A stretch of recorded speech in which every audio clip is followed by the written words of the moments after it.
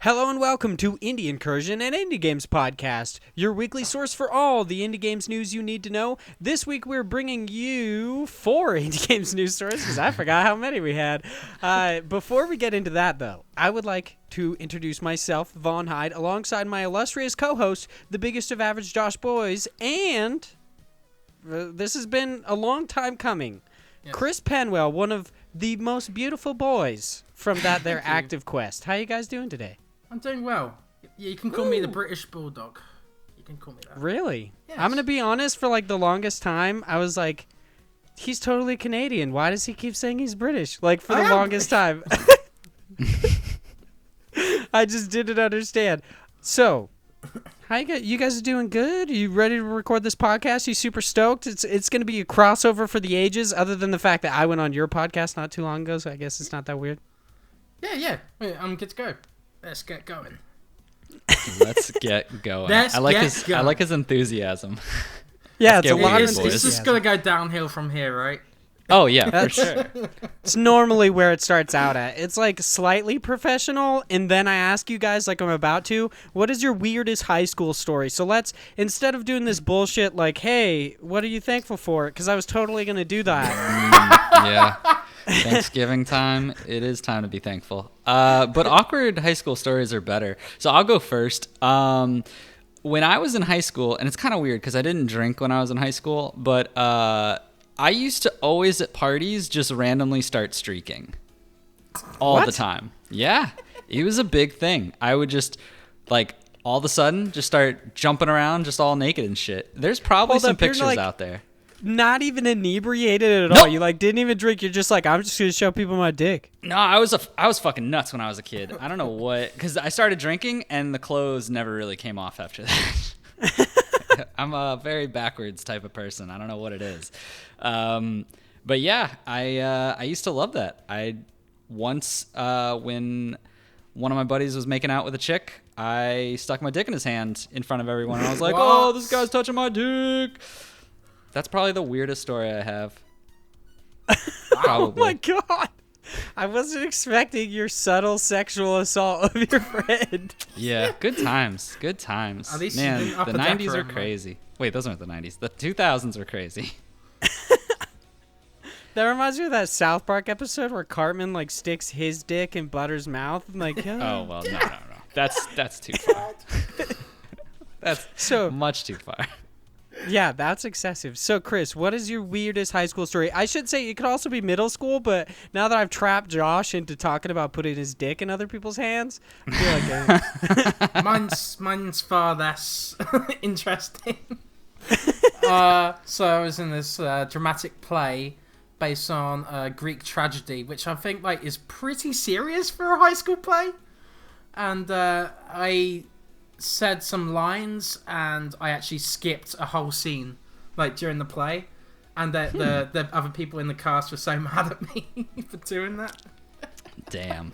Yeah. Learn your lines, damn it. Yeah. Did they do the like improv like yes and thing and they just kept going though? They were just like, yeah, if I get that scene no longer exists. Yeah. And I feel bad about that, but it was kind of awkward at the same time. I mean, that's the marker for like a professional actor. If anything, they need to thank you because you tested their improv skills. Okay? That's true. Right.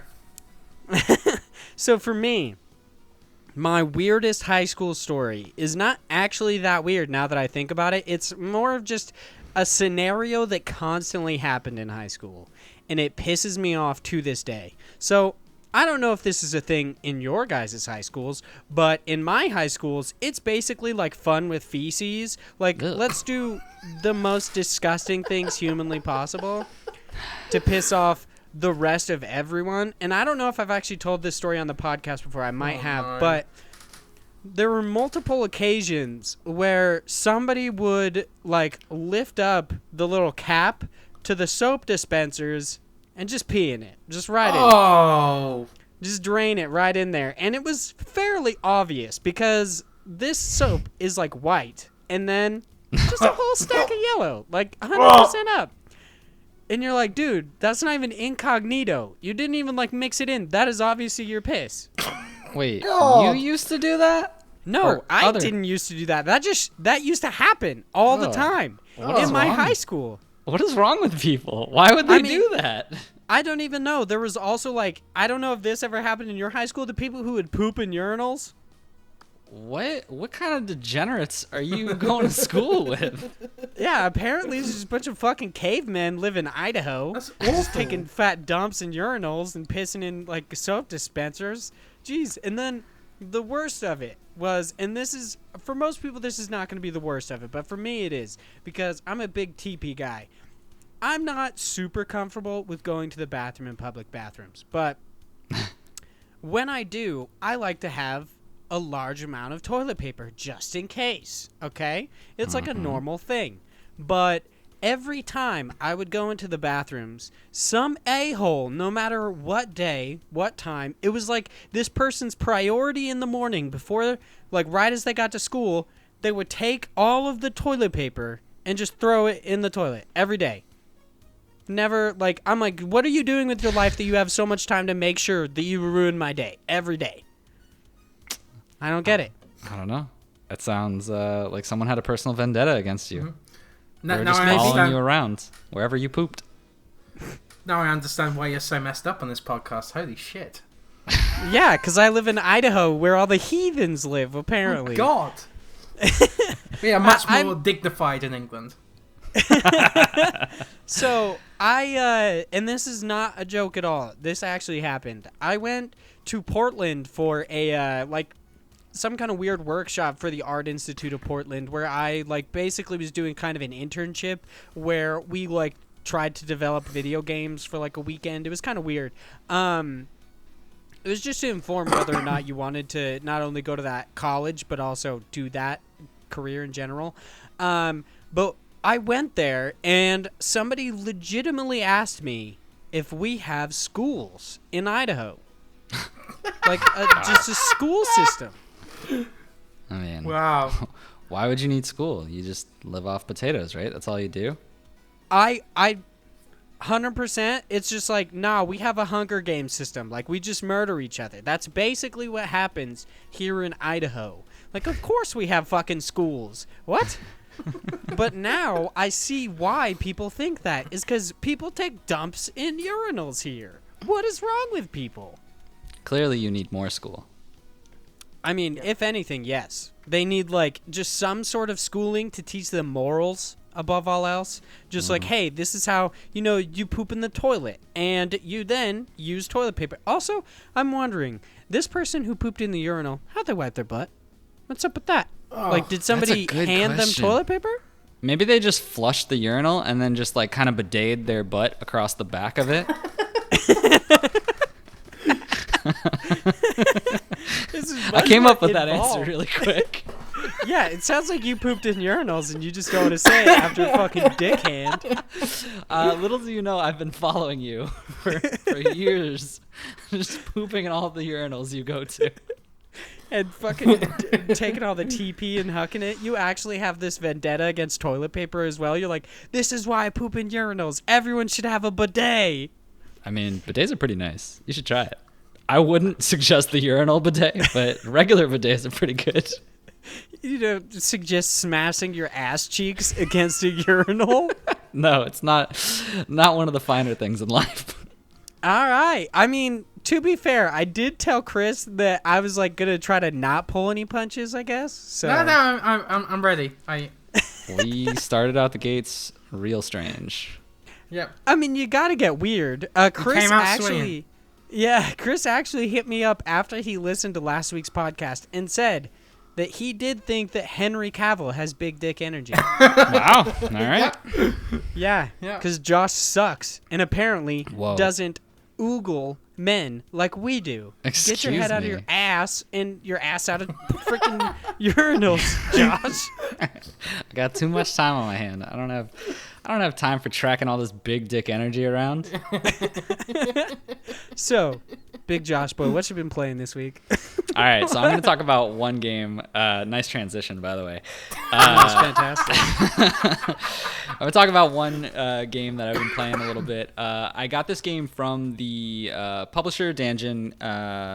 Dengen Entertainment, I think. I'll look up the official name.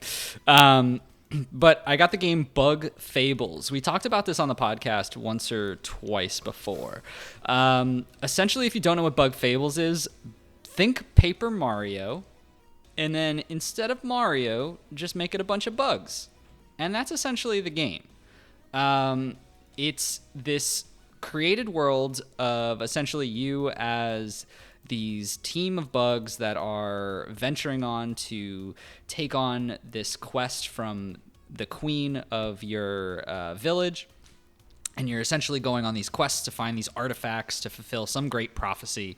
I won't go into more of the actual story for people who want to actually play the game and experience it. But essentially, you're going through the game trying to find these different artifacts for the queen. And along the way, you have your party of 3 bugs. And you're essentially playing the game out the same way that Paper Mario plays, where the whole world aesthetically is 3D, but in a weird 2D flat kind of way. You're walking around. There's enemies on the actual overworld. You can hit them with your boomerang to kind of knock them out to get an advantage when you jump into battle. Battle is the same, where you have turn-based combat, but each one of your moves has certain actions that you have to take to get a better score on the amount of damage you do. So like, they're all timing or button based, where one of them you'll use an ability and essentially you'll have to just wait for a timer for a random button to appear, and you have to make sure you click the right button within a time limit to make sure you get the most damage, or you have to hold down on the stick for a certain amount of time, or you have to press certain buttons in orders. It's very like, if you've never played a Paper Mario game, think kind of like a weird DDR style of rhythm-based game inside a turn-based combat game. But it's very similar, and it's kind of what I've been harping about, how I really wish there was, the Paper Mario series back, because it was such a great series, and then Nintendo just decided to take a dump all over it. Well, these people are basically going true to the roots of Paper Mario. It's very the same. It's almost like eerie how similar it is, and how I'm surprised people aren't kind of pushing back on it from like a Nintendo standpoint, because it really is like the same mechanics, the same, like you have badge points which you use from leveling up your characters. Each level you have BP points, which is or is it MP points? Regardless, basically your mana pool that all of your characters use for abilities. You have health that is shared across the team.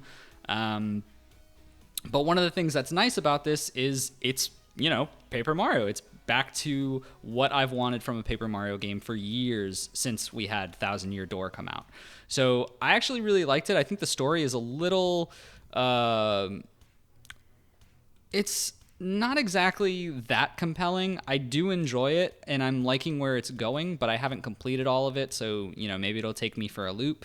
But right now, it's more of the gameplay. I'm getting a little bit invested into the characters as I'm going through. I'm about halfway through the game at this point, but I still think it's a lot of fun. And one of the things that's nice about it is they have a badge that you can wear, which will turn the game to hard mode, basically. So it's just to challenge yourself, and it just makes the enemies more difficult, gives you more experience, and makes bosses stronger.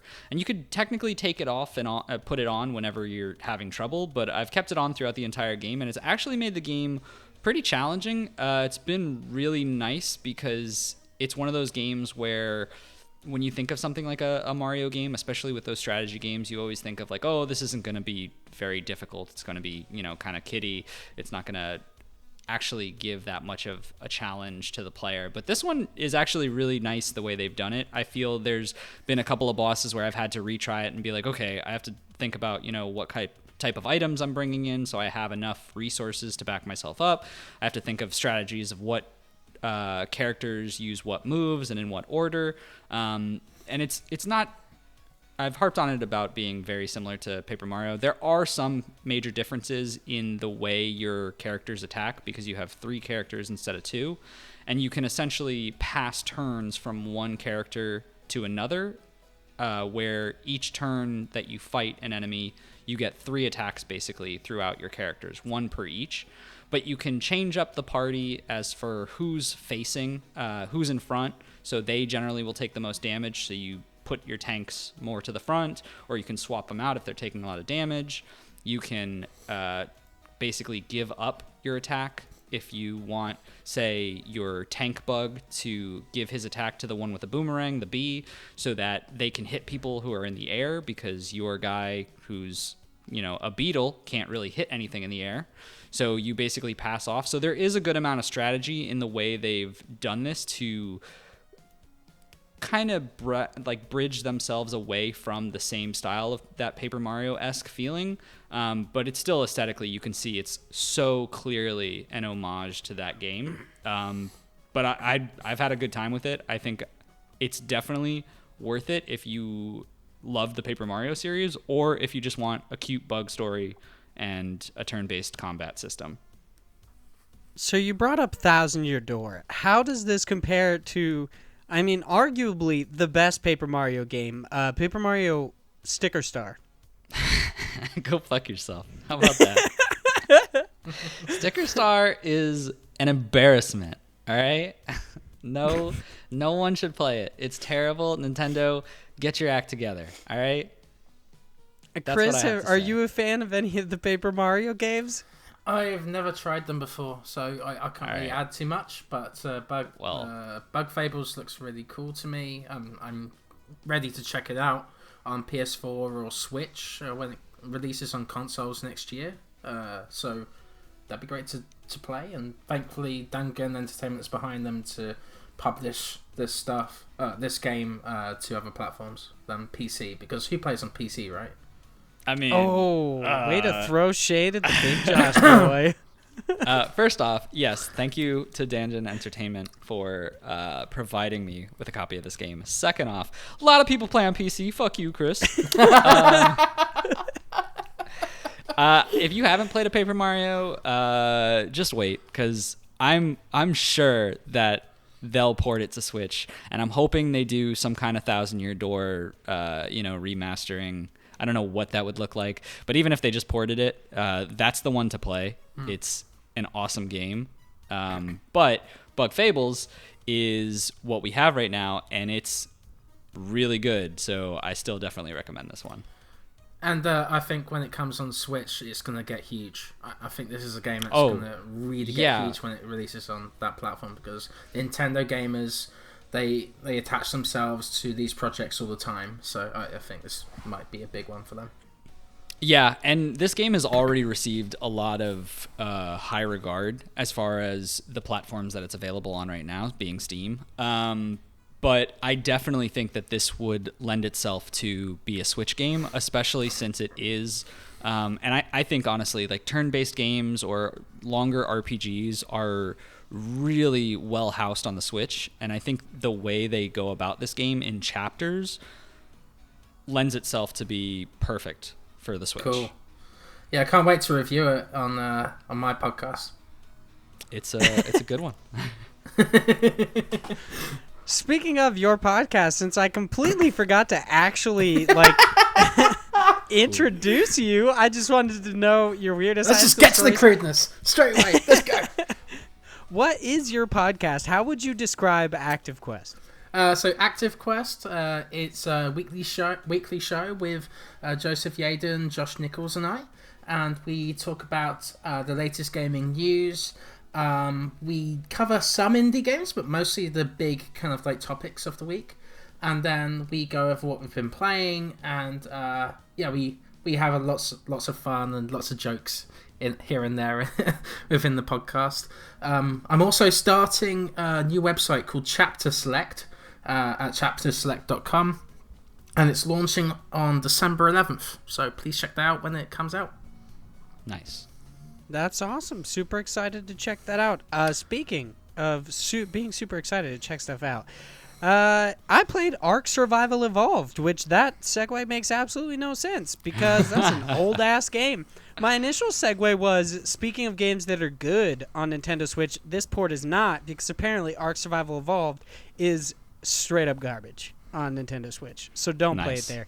But you've got like PC, you've got Xbox One, you've got PS4. I'm not going to talk too much about the games I'm playing just because technically Ark Survival Evolved, from what I understand, actually is an independent game, but it's been out forever, and I imagine everybody knows what it is. But I'm just I'm taming dinosaurs. I'm pooping everywhere because apparently every 5 seconds your dude's got to take a dump in that game. I think you have a fixation on pooing, man. Do you have some post-traumatic disorder about we the poo? We talked about this. You poo-poo all over my Binding of Isaac interest and playing Legend of Bumbo because of your asphyxiation. This weird I don't want to play it because it's gross. Yeah. But you're always talking about poop and piss. I'm upper decking.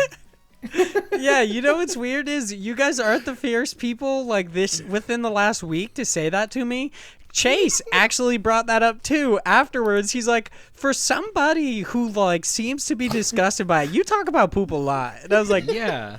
You know, that is kind of weird. I do that a lot. So in Ark Survival Evolved, you can pick up poop, so that's kind of cool. But every 5 seconds it happens, and then it makes the noise in your head is it's just like somebody just took a dump, in your head's just sitting on the toilet seat or something. It's fucking disgusting.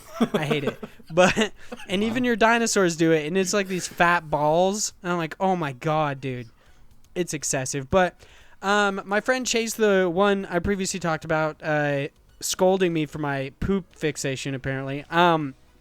He actually just paid for a private server, so it's just the few of us because we all want to play online, but we don't want to play on a server where a bunch of people are being dickheads and just hunting you down and killing you and killing your dinos and shit like that. We're like, hey, let's just do the casual thing, and we're going to have our own server.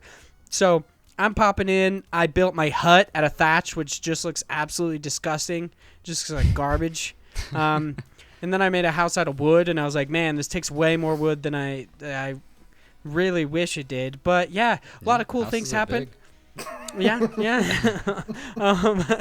I got a pterodactyl, and then I tried to ride it, and I was too fat, and it couldn't go anywhere. Oh, what a sad day. And I have a parasaur that is red and yellow, so it is the McDonald's parasaur. Just a whole bunch of really exciting stuff happens. I tried to fly to see my friends' base, and then I died of frostbite on a mountain. I was super pissed off about it. And then I took one of their birds to go get my body and my pterodactyl, and I died again from frostbite again because I'm an idiot. And then I went back a third time, and I got my stuff. It was awesome. Speaking of weird little dinosaur creatures, because I'm not going to talk too much about Ark, I also played some Pokemon Shield. I'm really enjoying it. I'm currently grinding out, trying to get me that Zygote Pokemon, that one that looks like a booger. It's called Solaris or something like that. Definitely a fetus.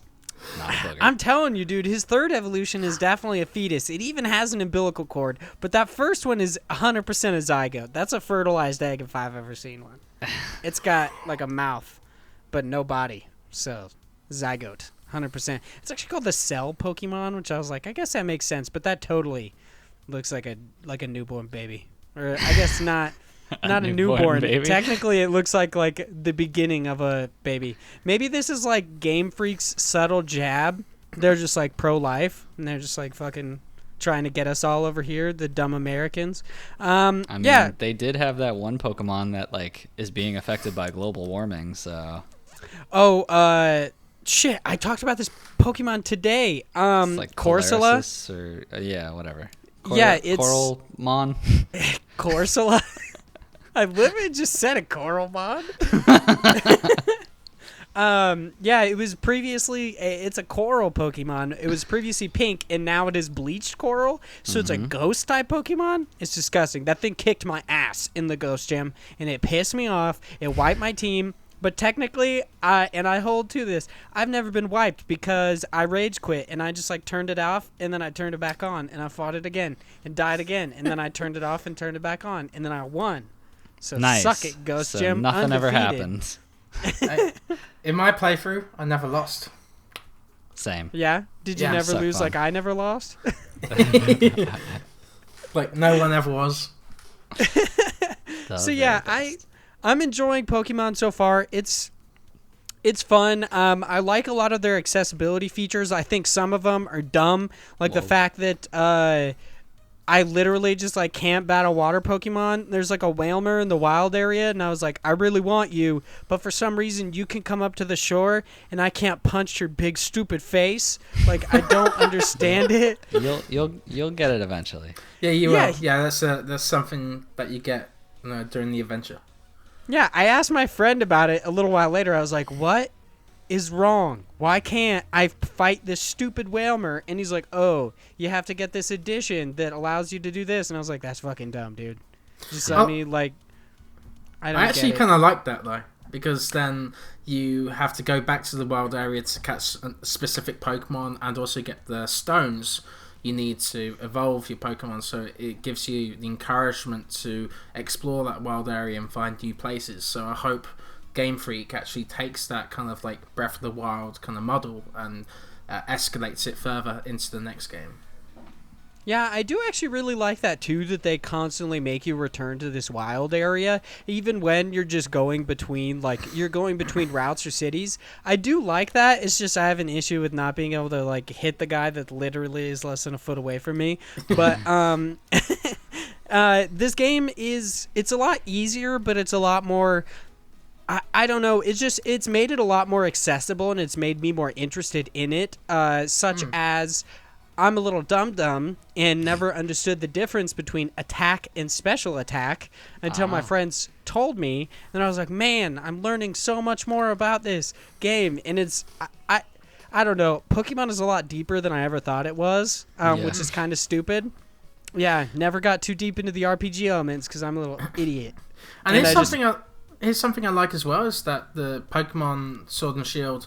the difficulty gets a bit higher once you reach the end of the game, and like it actually challenged me in specific ways I didn't, expect.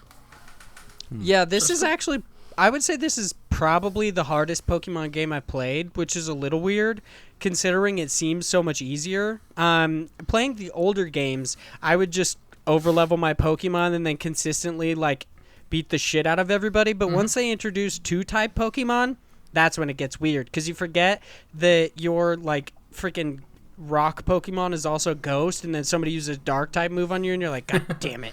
Freaking, and it just wipes your whole team. Yeah, it's a lot of fun. But what have you been playing this week, Chris? I have been playing Star Wars Jedi Fallen Order. You had to fucking say it, didn't you? Yeah, it's kind of my thing. Throw hands on this podcast, dude. So... Yeah, I have to mention this first. I'm early in, and to be honest, like it just hasn't grabbed me that much. The story's kind of dull from my experience so far. The main character hasn't really grabbed me. He's not very interesting, and the combat is really basic at first. But I'm guessing it gets a bit better overall. But I don't know. It's just something about it that just doesn't make me want to play it again. I think I should get over that and keep playing it, because I don't know. I love Star Wars. Jedi Fallen Order is very pretty, so I think that might make me return and play it tonight or tomorrow. Yeah, this is coming from somebody who bought and played it just over a weekend. I really loved Fallen Order. Have you gotten any of your Force abilities yet, other than the one you start out the game with? Not yet, I don't think. I got the wall jumping, but that's about it so far. I love how many people have criticized that game. They're like, how the fuck do you forget how to jump on a wall? Yeah, I thought that was weird too. I'm like, really? There are some really weird things about it, but I do actually really like the storyline of like a Padawan with PTSD having survived Order 66. I think that's really cool. I just haven't gotten far enough in yet to really give it a good, description. Yeah, once you start to unlock these other abilities, and later on in the story, Cal Kestis gets way more interesting. But yeah, it takes a while. It takes a while to get impression, for sure, to me. Yeah, I definitely understand that. Initially, when I started playing it, I didn't think so either, especially coming off of games like... I mean, the only Star Wars games having, like, played before were, at least this action-heavy, were, like, the Force Unleashed games, which were much more action-heavy. This game is much more slow and methodical, and you don't have all these amazing force powers. It's definitely, I don't know, it's kind of a shock. But once you get used to it and you start to get into the combat, it's a lot of fun. What difficulty are you playing on? I'm playing it on Jedi Knight, so I tried to go on like the hard difficulty. Yeah, I tried to go on the Jedi Grandmaster, the hardest difficulty, and on that first like train thing, I kept getting shot in the A, and I was like, dude, I'm so sick of this. And then I eventually got past that, and I got to the first planet where you actually learn how to run on walls, which sounds like basically where you are. Fought a toad, and I was like, fuck you, toad. I'm sick of this, and I just turned it down. And I was like, I'm just gonna play this game the way I want to. But it's really fun. Yeah, cool. It gets a lot better. Trust me, it gets a lot more fun. Great, yeah, because I don't know, it has a lot of promise to me, but it just feels like a game that I've played a lot of times before as well. But I guess that's something that hasn't really grabbed me either. It just feels like Uncharted or God of War or something. Just it feels like a lot of games that I've played. Yeah, just wait till you can push people off ledges, and it'll be the funniest game you've ever played. Yes, I can't wait for those ragdoll physics. The only thing I legitimately hate about that is bosses you can't push into pits. And I understand they do that because of cutscenes, but it pissed me off during the last boss. I was like, force pushed her, and she was like, almost fell in the pit, and then just like basically hit a wall and didn't. And I was like, fuck you! Fall! Just die! Like, what? Something I found funny is in Assassin's Creed Odyssey, you get an ability to Sparta kick someone off a hill, right? So I, in a fit of rage, I guess my character kicked her step brother off the ledge, like Sparta kick, and he was just like, "Oh no!" Like, shit! Flying like a rag. So I was like, "Damn, you can actually do that!" Holy shit! That's awesome. That's awesome. Yeah. What else have you been playing? Blazing Chrome. It's kind of like a Contra game. I know this is indie, so I tried to play an indie game before going on the show. And it's the developer is I tried to I tried to make an effort and put in try to get ready for the podcast I go on to, right? And the developer is Joy Masher. Once again, I'm very early in this game. I think I'm at the end of the first level, and it's super challenging, just like the Contra games. It has a lot of polish, and what I like about these kind of retro style games from this generation is that it adds much more to that initial formula, that classic look, that classic consoles can't do nowadays, right? So like the bosses look super cool. They're well animated.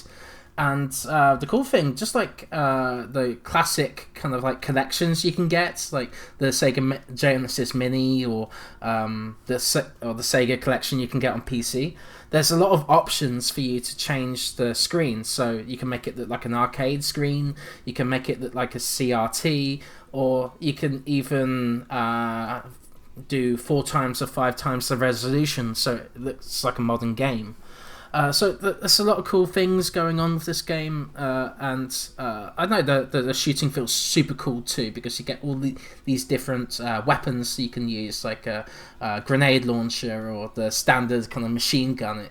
All those weapons feel amazing with the controller, because the vibration they put into the game is well programmed.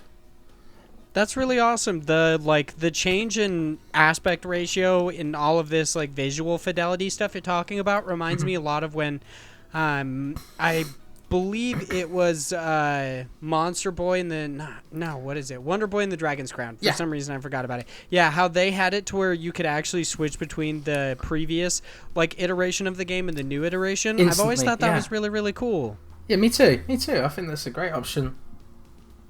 Were you a big fan of like the Contra games beforehand? Not really, no, but it's always intrigued me, right? So I looked on Xbox Game Pass on PC and downloaded it. So yeah, I gave that a go. I love you got to bring that joke over here. I gotta. Nice, that's awesome. And you've been playing one more game. Yeah, Mario and Rabbids Kingdom Battle. Once again, I played a little bit of this. Like this week was a bit crazy with my job, so I wish I could have played a bit more, but I didn't have the time. Sorry. But All good. Mario and Rabbids Kingdom Battle, I think it's a stunning game. You know, it's made on the same engine as The Division, and you could tell they added all these different kind of like models and different aspects to the game that look amazing. And I love all the Mario kind of like references within the Rabbids kind of world, and the Rabbids are just messing up the Mario world. So yeah, I love that combination of the two. And the strategy XCOM gameplay is super interesting with the Mario aesthetic. Like, I never thought something like this would ever exist, right? Especially with the Mario characters. So it's been intriguing to play, and I'm having fun with it so far. Yeah, and I've played it before, but it's honestly really surprising too, because going into kind of that same like Nintendo mentality of it probably is going to be more accessible and for kids. Honestly, in the later levels, it can get pretty challenging. Yeah. Oh yeah, I'm finding it challenging already. You know, and I'm only about 2 hours in, so I'm like, damn, this is gonna get difficult. Yeah. If you didn't know, though, Big Joshua is really good at games. He's like MLG, so... Shut up. MLG at Mario Rabbids King Battle. Yeah, I'm very what are you competitive. I speed run it on the side, you know. So I want to get your take on this this opinion I have. Is or is he not Mario, being he, is or is he not the Christopher Columbus of the Mushroom Kingdom? Yes, I think so. Oh, suck it, Josh. Mario fucking sucks. I don't like Mario either. I don't. Oh my goodness. He's weird. This hatred. You guys are so wrong. Dude's a turd. He literally like invades this foreign land, steals their ladies, and murders them. He is 100% Christopher Columbus. He treats his brother so badly. Come on. Every game needs a villain, all right? And it just happens to be Mario. Yeah, the game just because the game actually isn't Bowser being the villain doesn't mean it's not a good game. I hope so badly there's like a bunch of people who named their child Mario, and then the last Mario game that is ever put out, which will never happen, but the last one turns out that Mario has been the bad guy the whole time, and it's going to be like people who named their child like Khaleesi or Daenerys, and they're just like, fuck, you suck now. You're destined to be an a-hole. No! So all the people named Mario are just going to be doomed.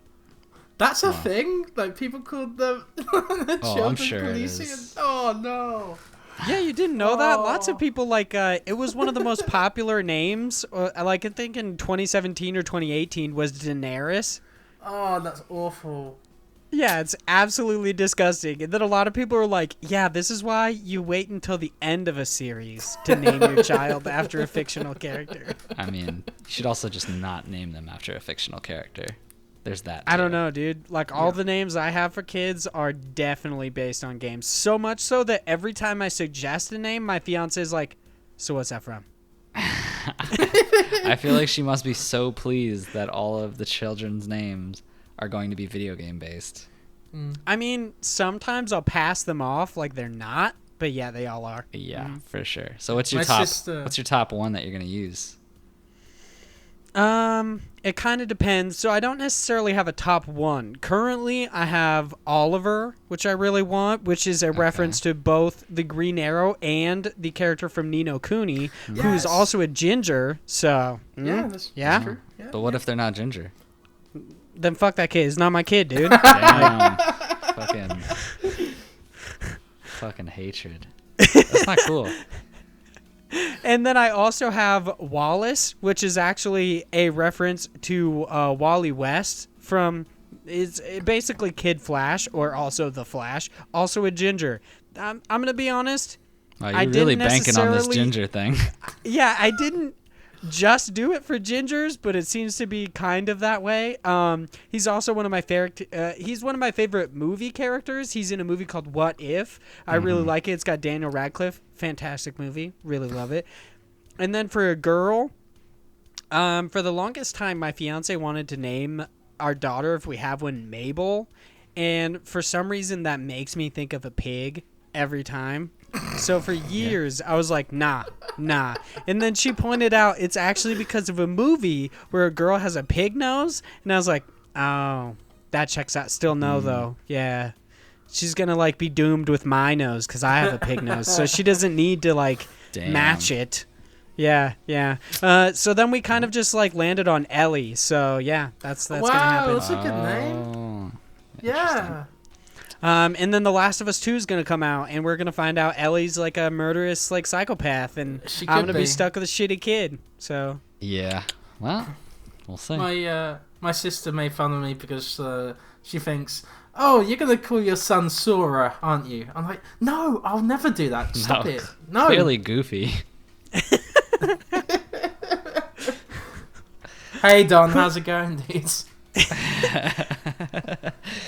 Yeah, that works. If you actually had to name a child after a Kingdom Hearts character, which one would you choose? Since you are a big fan of Kingdom Hearts, I should say.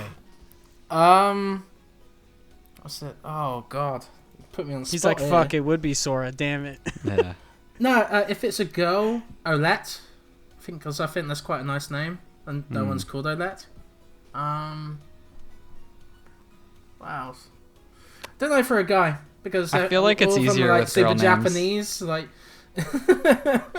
Yeah. You're like, all the guy names fucking suck. They all suck. I hate Riku. He's a turd. I mean, he kind of is. That's like his whole thing. Yeah. They gotta have that one a-hole. But speaking of a-holes, let's hop into the news, big boys. That had not a good transition at all, but I mean, I'm proud of it. All right, our first news story is over on IGN. It is written by Matt Purslow, and it is Arcane Studio co-founder launches new studio, Wolfeye. I don't know why it bothers me that this dude said studio twice, but it totally makes sense considering it's Arcane Studios and studio. But there isn't another word you could come up with. Look up a thesaurus, dude. There you go. See, now we finally got some other salty person on here. Man, Chris needs to be a mainstay so we could just shit on stuff together. I don't know about this. Too much salt. So Raphael Colantonio, maybe, the former president and creative director of Dishonored creator Arcane Studios, has set up a new development company, Wolfeye Studios. He has begun the venture along with fellow Arcane veteran Julian Roby, who's, I'm going to say, dude, your name is way easier. That's a compliment right there. That's like a streamlined name. Roby or Robbie? Fuck, you got me there. Who was the company's former executive producer? Because I don't know. I'm not sure. I'm assuming it's actually Robbie, but Okay. Julian robbed me. At Wolfeye Studios, Colantonio takes on the role of president and creative director, and Roby, I don't freaking know. Let's just go with Robbie, is the company's CEO and executive producer. The developer already has a project in the works, which will be announced at the Game Awards this December. While Wolfeye is keeping quiet about what that game is until the announcement, it has published a teaser picture, which you can see below, which is... yeah, that's a weird picture. It looks cool, but it's weird as hell. I hope it's not a survival game, because we have a ton of those.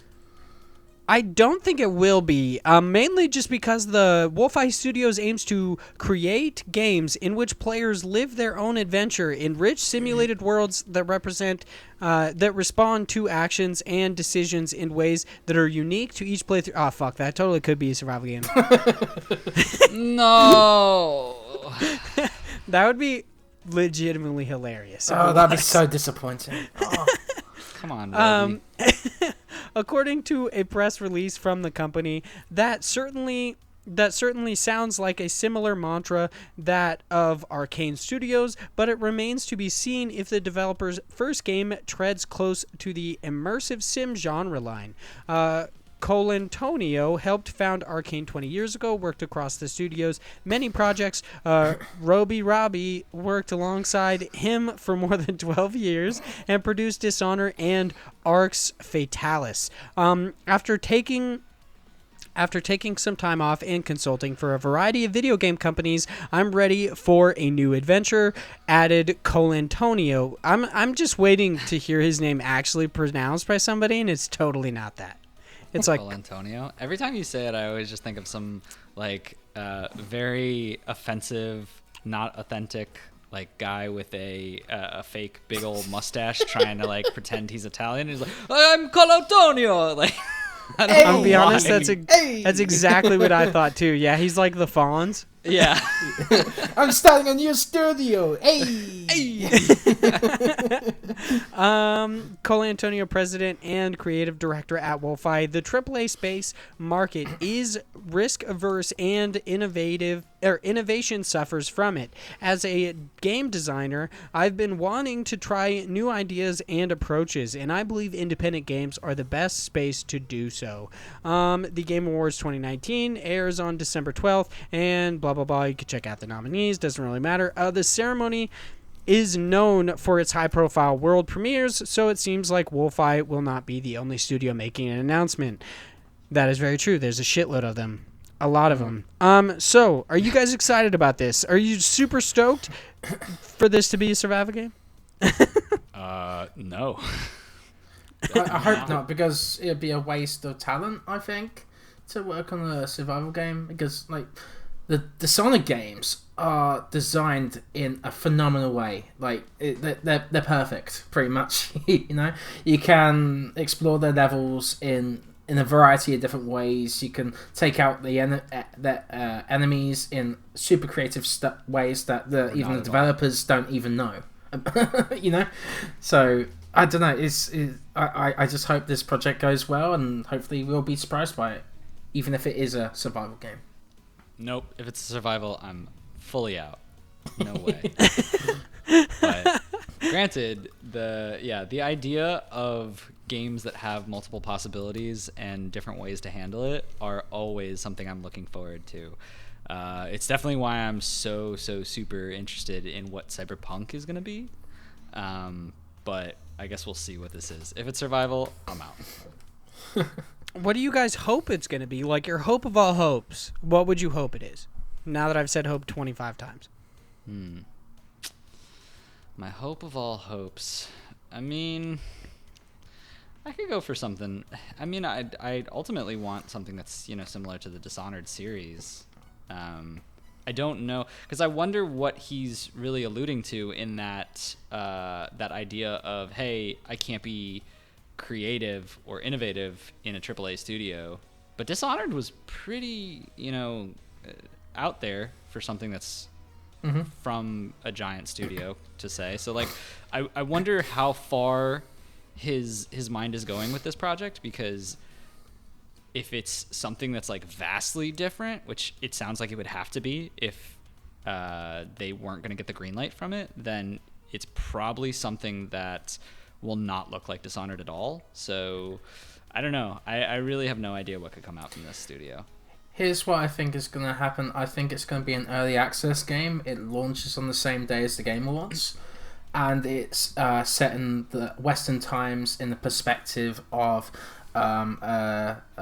what's the proper way of saying it? Native American or indigenous person, or in that culture. That's what I'm guessing from the picture I see right now. Mm-hmm. I mean, yeah, maybe. I guess when I'm looking at that picture, though, I think more of like weird shaman type people. Yeah. So I don't know, but that's probably a good guess. I guess we'll have to see. I hope it's not an early access thing. I'm tired of seeing early access games. I mean, some things should just be early access, speaking like Google Stadia, but we're not going to get into that one for a while, but that would have been a good transition that I just wasted. I mean, you could always jump to it, but yeah. No, I'd rather just waste it. Why do that? Yeah, I think this game looks really cool. The fact that you guys brought up that the picture looks like nomadic culture is actually, I mean, I would say pretty astute. I think that it will probably be something like that. I also hope it's not a survival game, even though I actually enjoy survival games because I like the difficulty elements that they bring. I hope, and I don't think it will be. Just because the game space is so littered with them right now, I don't necessarily think it's going to be something that's like it blows up. I don't think it'll be fantastic if it does. So yeah, I hope it's something more akin to Dishonored than it is anything else, because the Dishonored series is fantastic, and I'm gonna be honest. The first, right when Chris started talking, I saw he said the Sonic games, and I was like, what? What? What are you talking about? Fucking Sonic, dude? What have you been doing? The Dishonored games. Yeah. The I got games, it eventually. You know, the water. That's good. All right, our next news story is over on GameSpot. It is written by James O'Connor, and it is Facebook buys Beat Saber devs to focus on further VR development. Boo. Fucking boo. All right, we got some opinions here. Yeah, I was going to ask how you felt about it, but it seems like we already got it. All right, Beat Saber developer Beat Games is now a part of Facebook and is joining Oculus Studios. They will remain independently operated according to the announcement and will continue to work on new content for Beat Saber, including an upcoming 360-degree level mode that will ship in December. According to the announcement, Beat Saber has only scratched the surface of what the studio can do, and Facebook is thrilled to join forces to see where this talented team takes VR gaming in the future. It also states that this buyout will help Beat Games to develop more content for their game, and Beat Saber will remain available on non-Oculus platforms as well, which is actually really nice, because that's always something you should probably be worried about when they get bought by somebody who has proprietary technology. A QA posting, or Q&A posting, not QA. A Q&A posting along with the announcement makes it clear that modding will still be possible too, but the developer mode is not intended for engaging in piracy or illicit modding, including mods that infringe on third-party IP rights or contain malicious code. Beat Games will remain in Prague as well and will continue operating as it has to this point. Blah blah blah. Big month. Yeah. So I personally think that this really, I don't know. I'm gonna save my thoughts for a second so I can really form them. How do you guys feel about this? Let's start with Chris, since he's obviously really salty about it. Well, the thing is, I'm not a PC gamer, right? So this will restrict their games on PC, and I don't know. I think that's just unfortunate. But at the same time, with these developers getting a bigger budget, perhaps they can make more games like Beat Saber, and now they can have more music in the game as well, because now they can afford the licenses for all these popular songs that indie developer probably couldn't afford to begin with. I immediately think of Harmonix. They had issues getting the licenses for these kind of songs, right? So, and they're an independent studio, so I don't know. Just, I think it is kind of a good thing for the developer and the things they can do in the future, but it's just unfortunate for those who want to play their games, who are into PlayStation VR. Did they say that they're specifically taking it away from those other consoles though, or no? Not Beat Saber, but their future games are likely to be exclusive to. I see what you're saying. Oculus. Yeah, Right. They actually specifically said that the Beat Saber will continue to be on other consoles, Yes. that they're not taking it. So, yeah, he's, like he said, just talking about future games. Yeah, I mean, I guess that's a good point. I don't know. I mean, it depends on how they go about this, because obviously this team is pretty invested in Beat Saber, and it depends on what route they're going. Are they going the route of Beat Saber? They're just going to continually work on this and create more song packs and create more content for that specific game that won't really make that concern an issue? Or are they going to then be like, all right, now that we bought you, it's time to make Beat Saber 2, and then only have it for the Oculus platform? Then I agree with you, that's kind of shitty. But I mean, we've yet to see what is going to come of this. Granted, Yeah. I'm not the biggest fan of Facebook in general, just because Nah, me either. yeah, there's reasons. But regardless of that, I think it is good for the studio. Obviously, they are getting money, so like that's cool. But we'll have to see what Facebook actually does with this as far as VR development. Honestly, my biggest issue with this is the idea that now that that Beat Games has been purchased, if they ever want to make something outside of VR, they might just be boned. Like they're now owned by Facebook, so it's very possible that they'll be just siloed into making VR games for the rest of their lives. The Especially big in the Czech difference... Republic, there's not a lot of studios in that country except for like CD Projekt Red, so there's not many places for them to go to. Yeah, they can't exactly just like I don't know. They can't exactly just leave the studio and join another one. They'd have to probably move somewhere. The only thing that I find kind of like solace with in this, I'm not a big like PC gamer either, and I'm not into the Oculus, but apparently the Oculus Quest is pretty affordable and it's got decent quality. Plus they just released the like Oculus Link, which allows you to link it up to your computer to get, I don't know, to make it beefier and allow you to basically like play the other games on it as well.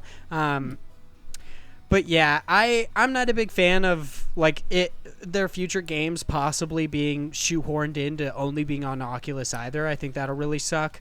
But yeah, I don't know if there's precedent yet. I don't know if there's anything that has come out of Facebook's like games division that has been just exclusive on Oculus. I don't know a lot about VR. Do you guys know if there are any games that have been exclusive? I'm assuming there are. Oh yeah, the Insomniac game. A few Insomniac games have been exclusive to Oculus.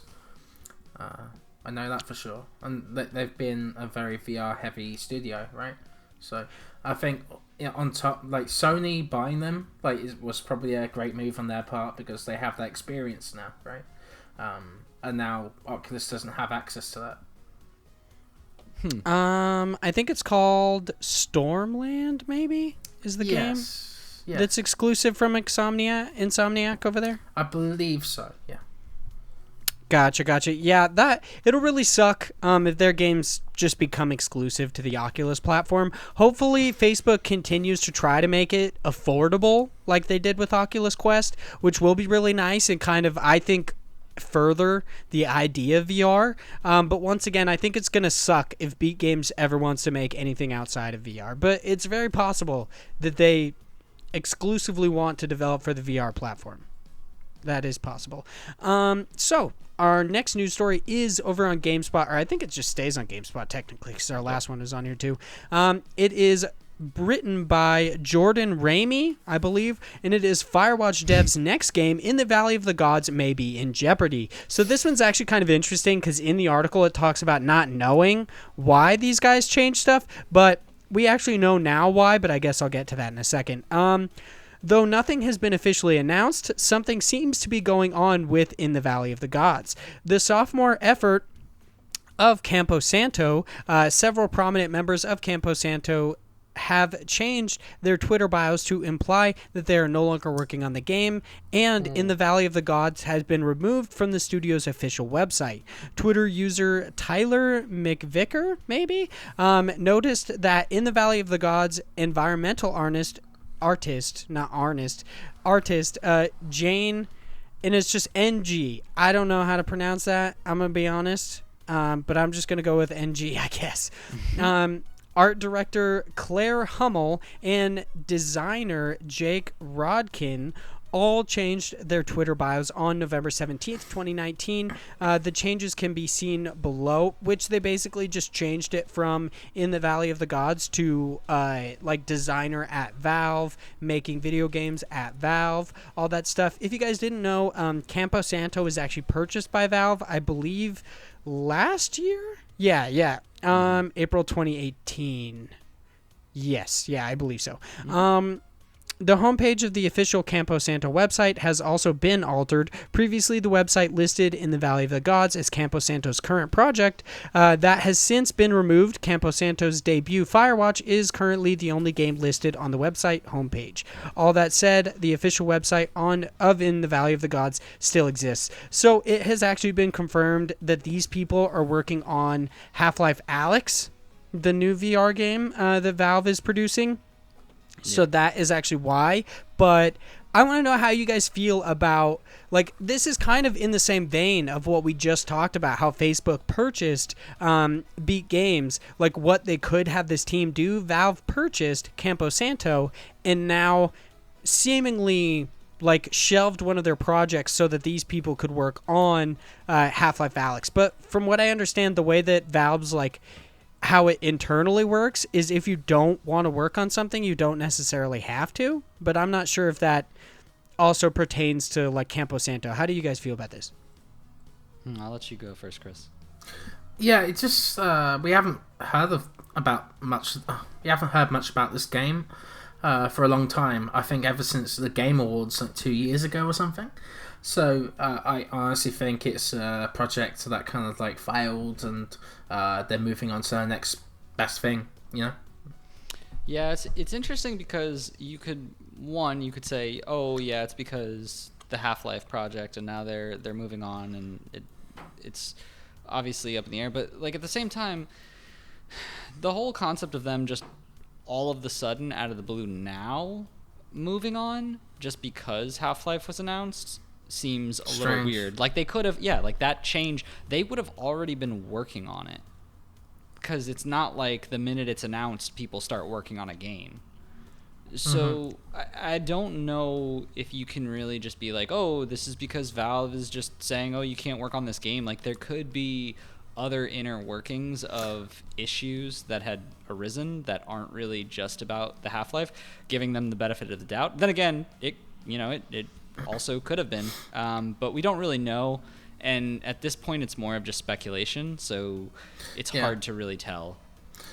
A theory I have is that Half-Life Alyx is just the beginning of the Half-Life rejuvenation. I think we're going to get a new Half-Life 3 or something similar to that, and they need the game developers like Campo Santo to make it come to fruition, right? Because all these game developers have likely left Valve, you know, because they haven't made games for like the last 4 or 5 years or something, except like for a dumb card game and Dota 2. Artifact, I think it was called. Yeah, it's I love how Artifact everyone now. shits on Artifact. Yeah, I definitely agree. Just to speculate a little bit more before we move on to our last news story, it is also very possible that these people were given the opportunity to work on Half-Life, and they're like, hey, I want to do that. Like that, I want to work on In the Valley of the Gods, but let's just shelve that and instead work on Half-Life, because I don't know, like, Half-Life is a massive game series. It's a big deal. People have been waiting for Half-Life 3 forever, and whether or not you enjoy the announcement of Half-Life Alyx, or whether you're super annoyed that it's VR exclusive, that's not really part of this story, even though I guess it might suck for you, but yeah, it's very possible that these people saw a way to really impact, like, basically games as a whole, because Half-Life is a gigantic series, and decided to take it. So yeah, like you guys said, you can't exactly blame Valve for everything just because they bought them. Yeah, that is a very good point. So let's move on to our last news story, which is on 9 to 5 Google. It is written by Abner Lee, this is an interesting story. Chris found this one. I have never even heard of the site 9 to 5 Google. I'm going to be honest. Initially, I was like, I don't know how to say this. Not even a little bit, because I didn't understand their logo, and I was like, oh, I'm such a dumbass. It's 9 to 5 Google. It's pretty obvious.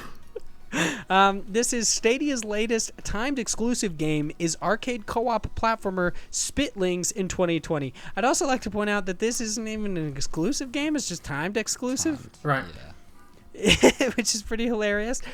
So Google streaming platform launched 1 week ago with 22 titles and the promise of a few more by year's end. The latest announced game for Stadia is a timed exclusive called Spitlings, developed by Massive Mini Team and published by Handy Games. What this game is about is right in the name. You take control of a Spitling, a charming rectangle creature with teeth. I like how they specify with teeth. With teeth, it can spit and use to jump. The goal of the game is clear each level of all bubbles by popping them with your spit. This is interesting.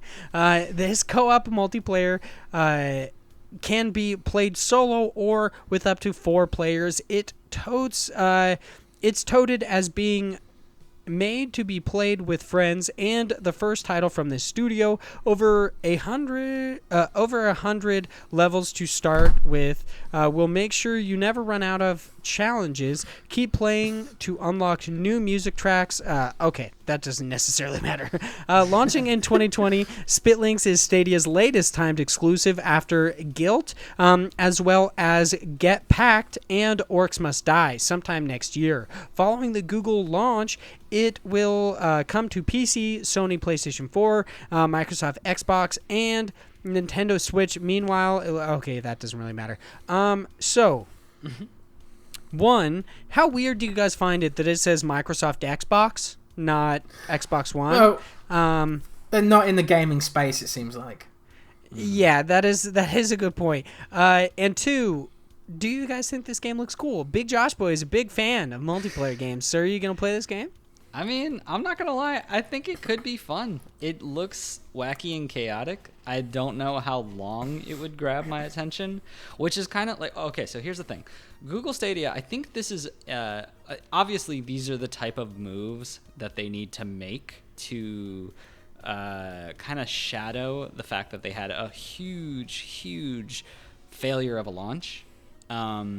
They need these timed exclusives. They need these. You can only play these on this platform. But I think what the problem with Stadia in general is, this is like the perfect game that you would see for something like Apple Arcade. And the reason why is because it's a silly little game. It would probably be something you'd want to try out and play co-op with friends. But I don't know how long you would really, like, you're not gonna, try to perfect being the best there is at Spitlings. I mean, at me if I'm wrong, but like, this game, it looks like it would be good to just get with a couple people, have a fun time, and then probably pick it up every so often again. I don't know if this is a game that if I had Google Stadia, this would really be the hard hitter, like, this is why I need to get Stadia, because then you also have to buy this game when you have Stadia. Like with Apple Arcade, it makes sense because it's just that subscription model. This comes up and it's like, hey, it's an exclusive, and you're like, oh, this is one of the benefits. I already have this game. I could try it out. I can play this with my friends. I can, there's this like downstream effect of it being a benefactor to a subscription model, as opposed to these one-off titles that most people aren't really going to buy into. Like, Google Stadia honestly needs more heavy hitters. Yeah. How do you feel about it, Chris? I'm just trying to figure out what kind of audience Stadia is getting, trying to get, right? Because like their launch lineup was all AAA, big games, and then now we're hearing all these exclusives being like little kind of indie titles, right? That doesn't necessarily appeal to the core audience of gamers that they're trying to get on Stadia, right? So I don't know. It's kind of weird to me. I think I agree with you. I believe that Stadia should be trying to get bigger exclusives. But, Spitlings seems like a really fun game. I just watched the trailer now, actually, just to be up to date. And, yeah, I love the style of it. It looks great. It kind of reminds me of, like, Rumbo, that kind of, like, visual style. It's very striking, very colourful. Mm-hmm. And yeah, it seems like a fun multiplayer game to me. So yeah, I think once it comes to PS4, Xbox One, Switch, I think that it'd be quite fun to play. But I don't think it's that big title that Google needs right now. I love the. Yeah, once it comes to these other platforms, it'll be great. Yeah, I don't think it's going to be the killer app that gets people to buy Stadia either. I didn't actually even think that this would have been a perfect game for Apple Arcade until you brought it up, Josh. Because that's 100% true. This totally looks like a game that would be at home on Apple Arcade. So, yeah, this is just such a weird move for Stadia. I feel like they're both trying to get quality and quantity, and it's like, dude, you just pick one at this point. Just try to like get as many AAAs as you can, or just Google try has to so shove much as many money. games on it. Just flout it. Just bring it. You know? Yeah, I don't even know what's happening, let alone like stuff's going on with Stadia. They had the bad launch, and then in a most recent like press release, they basically like seemingly blamed developers for not having 4K 60 FPS like streams. There's just a whole lot of shit going, and like people not even getting their what is it, like Chromecast Ultras or something like that, and their controllers until like days after release and stuff like that. Like, there's a whole bunch of shit going on with Stadia. Do you guys think it's gonna have like the longevity? Do you think it's gonna go for a while, or do you think Google's just gonna shutter it like they did all of their other platforms? I don't think they're gonna. I mean, I'm not saying immediately, by the way, just in general, like down the road or whatever. I mean, that's a loaded question, because obviously it depends on the adaptation to, is it a marketable or profitable type of endeavor for Google? I think that Google could probably stick with it, because here's the thing, everyone's making a race for being that next, the next Netflix of gaming. We see it in just about every different area. We see it in Apple Arcade. We see it in Microsoft doing Game Pass. We see it with PlayStation Now. Like, everyone's trying to get their users into an ecosystem that funnels them into some type of system where they're constantly shelling out money. And Google has a good market when you think about a consumer who doesn't want to pay for a console and wants to experience games in a high fidelity way, but doesn't want to shell out the money for it. But the problem is their strategy for it is kind of wonky, because you also have to pay for, every single game. You have to pay for a subscription model. You have to pay for possibly their Chromecast Ultra anyway if you want, so you have to buy something, at least at this stage. But that's the issue that you're mentioning, the absolute issues of what Google Stadia is going through right now. It can be free to access, like once it reaches that point, right? You can use your web browser, you can use your phone, but for some reason they've restricted it to Google Chromecast Ultras that are included in this bundle, right? So it goes against the whole idea of Stadia to begin with. So that's terrible.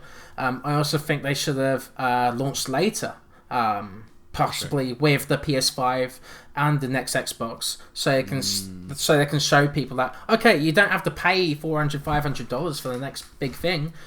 We already have it here and on Stadia, and you can just access it on your web browser on your crappy computer. Like they should have done something like that to really appeal to low budget people, who just want to play a game at 1080p. Yeah, and I don't think that. I think that's still going to be something they'll market to as we get closer in. I don't necessarily think that their launch this early on was a bad decision. I think that their marketing around it was terrible. Yeah. I think they should have called it what it is. This is, they called this the Founders Pack, and it kind of alludes to what they were going for, but they needed to be very clear that this was obviously going to be a beta run. You're paying into being the first people who get their hands on this, who are able to, provide that feedback and help them build out a service that when it comes time to the PS5 and the Xbox, they can say, hey, we've already gone through our beta phase. We've done all this work. We now have, all the bugs out of there for at least the most part. And we have a service that really works to compete with those other teams. And that's not to say that they can't do that now, but there's a lot of negativity already around them. And it becomes much harder for them to build that trust with the people from, just the nature of the fact that everyone from the games industry who has looked at this has basically said, yeah, this is a waste of your time. So I don't think that it's something that Google will still at this point just end up saying, nope, this is a flop and giving up. Mm-hmm. But if in the next 2 years this doesn't become lucrative, for sure there's no reason for them to stay on the market. Something else I'd like to bring up is that they made a colossal mistake by hiring Phil Harrison, because he's headed up the PS3, the Xbox One, and other platforms that have immediately failed and then had to be picked up, right? So I think honestly Google needs to hire someone else, someone who can be innovative in the space and can attract developers to the platform, right? And what if they say, okay, Shenmue 4 Stadia exclusive, like we'll fund the next Shenmue, or like goodwill kind of stuff like that will attract gamers to the platform. Like those little things really make a difference. I think Xbox, like for example, will gain a lot from the past generation because they've added cross-platform play, they've added backwards compatibility, right? And they've gained that good messaging again. They've gained like a positive response from the community. So I think they'll reap the rewards of that, and Stadia should be looking at that. I think Xbox is definitely, I know this is a little bit off topic, but Xbox is definitely setting themselves up to be a good competitor in the next phase of this generation upcoming. I don't know if they'll be able to break the champion of PlayStation, just because it does have a good stronghold in it, but we'll see. I mean, and granted, it's already got me because I'm a Game Pass PC subscriber. Yeah. So right. I'm in from that sense. Even if I don't ever pick up their model, I'm still giving and supporting to Xbox. So. But here's the thing. I never thought like 5 years ago I'd be interested in getting an Xbox. Now I am. I'm definitely considering it. That's good. I mean, to my point, I was a 360 fan, and that was one of probably my favorite consoles, to be honest. Yeah. So I've always been a fan of Xbox, but Xbox One there was nothing for me. Right. So the thing that I feel like really sucks for Stadia, at least currently, is that around their bad launch, Microsoft comes out at XO 2018 and is like, hey, by the way, here's a big dick punch to Stadia. We're doing Project xCloud that will also be connected with Game Pass. So that's all their first-party titles are on Game Pass, and now they'll be on xCloud. So in the future, it's very possible that Microsoft is essentially going to do the exact same thing. They will say that, hey, if you want the boutique experience, sure, you could buy the console, which is actually going to cost us money, or you could just fucking play it online. You could play it online. You could just stream it. I kind of disagree a little bit, because gaming on phones and tablets kind of makes you feel weary, right? Like, and that's the only platforms that xCloud is going to be on so far. If they do that on the PC, I think that'll attract way more people. Yeah. And Stadia's doing that. It's, well, I mean, to be fair, it's... The Xbox Game Pass is already on PC. It's restricted to, like, certain things, like Josh was saying, so you pretty much already got PC covered, but... Well, not really. If, like, you have a low-end PC and you can't play the games, like most people are like, then you can use Stadia or xCloud if they can on PC through the web. So. Yeah. I feel like pretty much Microsoft is just dancing around. I don't think that they've actually brought up anything about the internet speeds, because like Stadia, somebody did tests and it's like, what was it, like 100 megabits a minute to do 1080p with Stadia? Ooh. That's like an excessive amount of internet. That's pretty rough. Yeah, let alone the fact, like, if you have a data cap, you're gonna be boned. fucked. So, Yeah. I don't think streaming is the future, at least the future for right now. I mean, yeah, well, I think that's we the need thing. to focus on internet first. Yeah, our infrastructure is pretty crap, especially here in the States. Like, and granted, Google is doing things to change that in many ways. And they obviously have Google Fiber, which if you're on that, I'm sure it runs much more effectively. But like, I don't think that streaming isn't the future. I think that it definitely will be, but I just think that Google is being very optimistic in where the infrastructure is for this service. And I don't know if like that's the big problem is kind of what you alluded to, Chris, is who's their audience really? Because it's such a niche group where you have to be someone who has good internet, someone who doesn't already have a console but wants to play games, someone who wants to, shell out the money and get a Chromecast Ultra. So, like, there's so many loops and hoops and barriers and things you got to jump through just to get to this point, and it's just not as accessible as Google needs it to be right now. So I think that's going to be worked on over the years. Oh, for sure. I think to me, Google is having a marathon rather than a sprint. I think that's what's going on right now, and they're just laying the foundation. Yeah, I mean, like I said, I don't think that they're going to just give up on this. I don't think that this is something that is going to be ultimately a failure, and definitely has promise. And I think that if they're, very serious about this project, it can work. But there's definitely changes that need to be made. Mm-hmm. And having Spitlings as an exclusive is nice, but it's not a serious move in terms of the industry. Right. I don't know if this is gonna, break the mold here. Yeah. We've talked a couple times about, we brought up the Chromecast Ultra thing. I believe if you were part of the Founders Edition, you could actually access the browser version. You just had to get your digital code first. But I'm not 100% sure. That's okay. There's no way to know. Yeah, 100% no way to know. I'm definitely not looking at an article right now trying to scan it. Let's go to a break, and when we come back, we are going to get into News Cram and then talk about some awesome indie games over on Kickstarter. Hell yeah. Woo. And we are back from our break, and it's time for us to hop into News Cram. News Cram! Cram! That was a lot of excitement there. You guys sounded really into it. I'm ready to get crammed. It's probably my favorite thing of the week.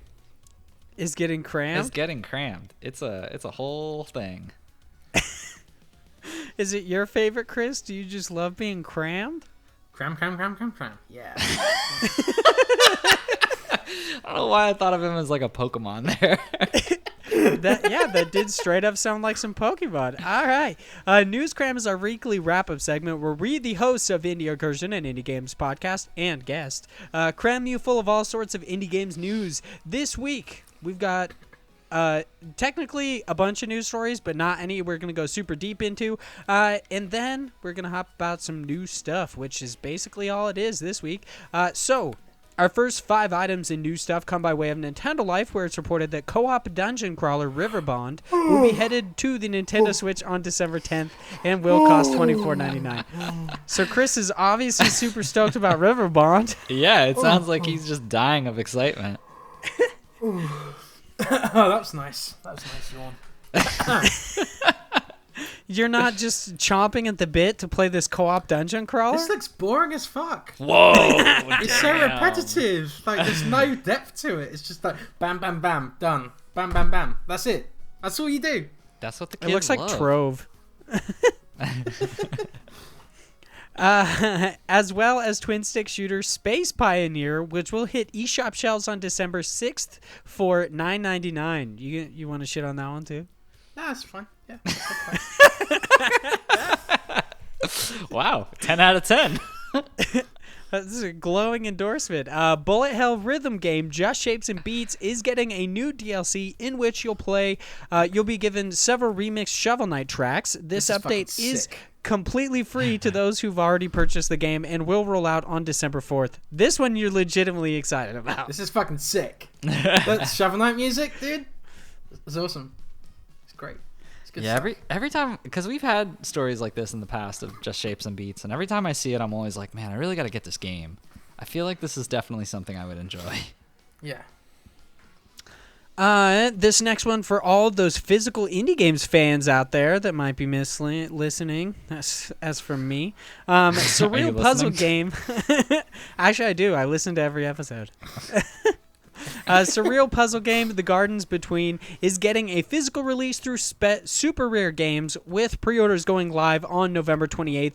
November 28th is actually the day that this is going to go up, because I am actually uploading this on Thursday instead of Friday, so that anybody standing in Black Friday lines can actually listen to it. I felt like that was smart. a nice thing to do. Yeah, super smart. Wow. I was just thinking today, I was like, maybe we should change our thing to Thursday. But obviously that's, more work from an editing standpoint to get it done in a day. But I feel like a lot of people don't actually listen to podcasts on Friday. Because it's like end of the week and they're like, fuck it, got a party. Oh, thanks a lot, guy. No, we release it on Monday, but we record on Friday. Right, guys. See, that's different. Yeah. I'm being done. Yeah. Monday's a good day, because Monday is like Monday's when a good people day. hate themselves and they're like, fuck, don't want to start the work week. And then they're like, let me fucking just jam out to some Active Quest. Yeah. I Thanks listen for to the it plug. every week. See, there you go. Thanks. I listen to you guys every week too. Aw, this circle See, jerk people is great. listen on Friday, you turd. He didn't say he listened on Friday. He could be like, I listened on Wednesday, actually. Ah, shit, you got me there. I actually listen to multiple podcasts on Friday. There's like the Kind of Funny podcast, Sacred Symbols, GameSpot, After Dark. I listen to all those guys on I Friday. hate Bring that back because the morning show. Bring back the morning show.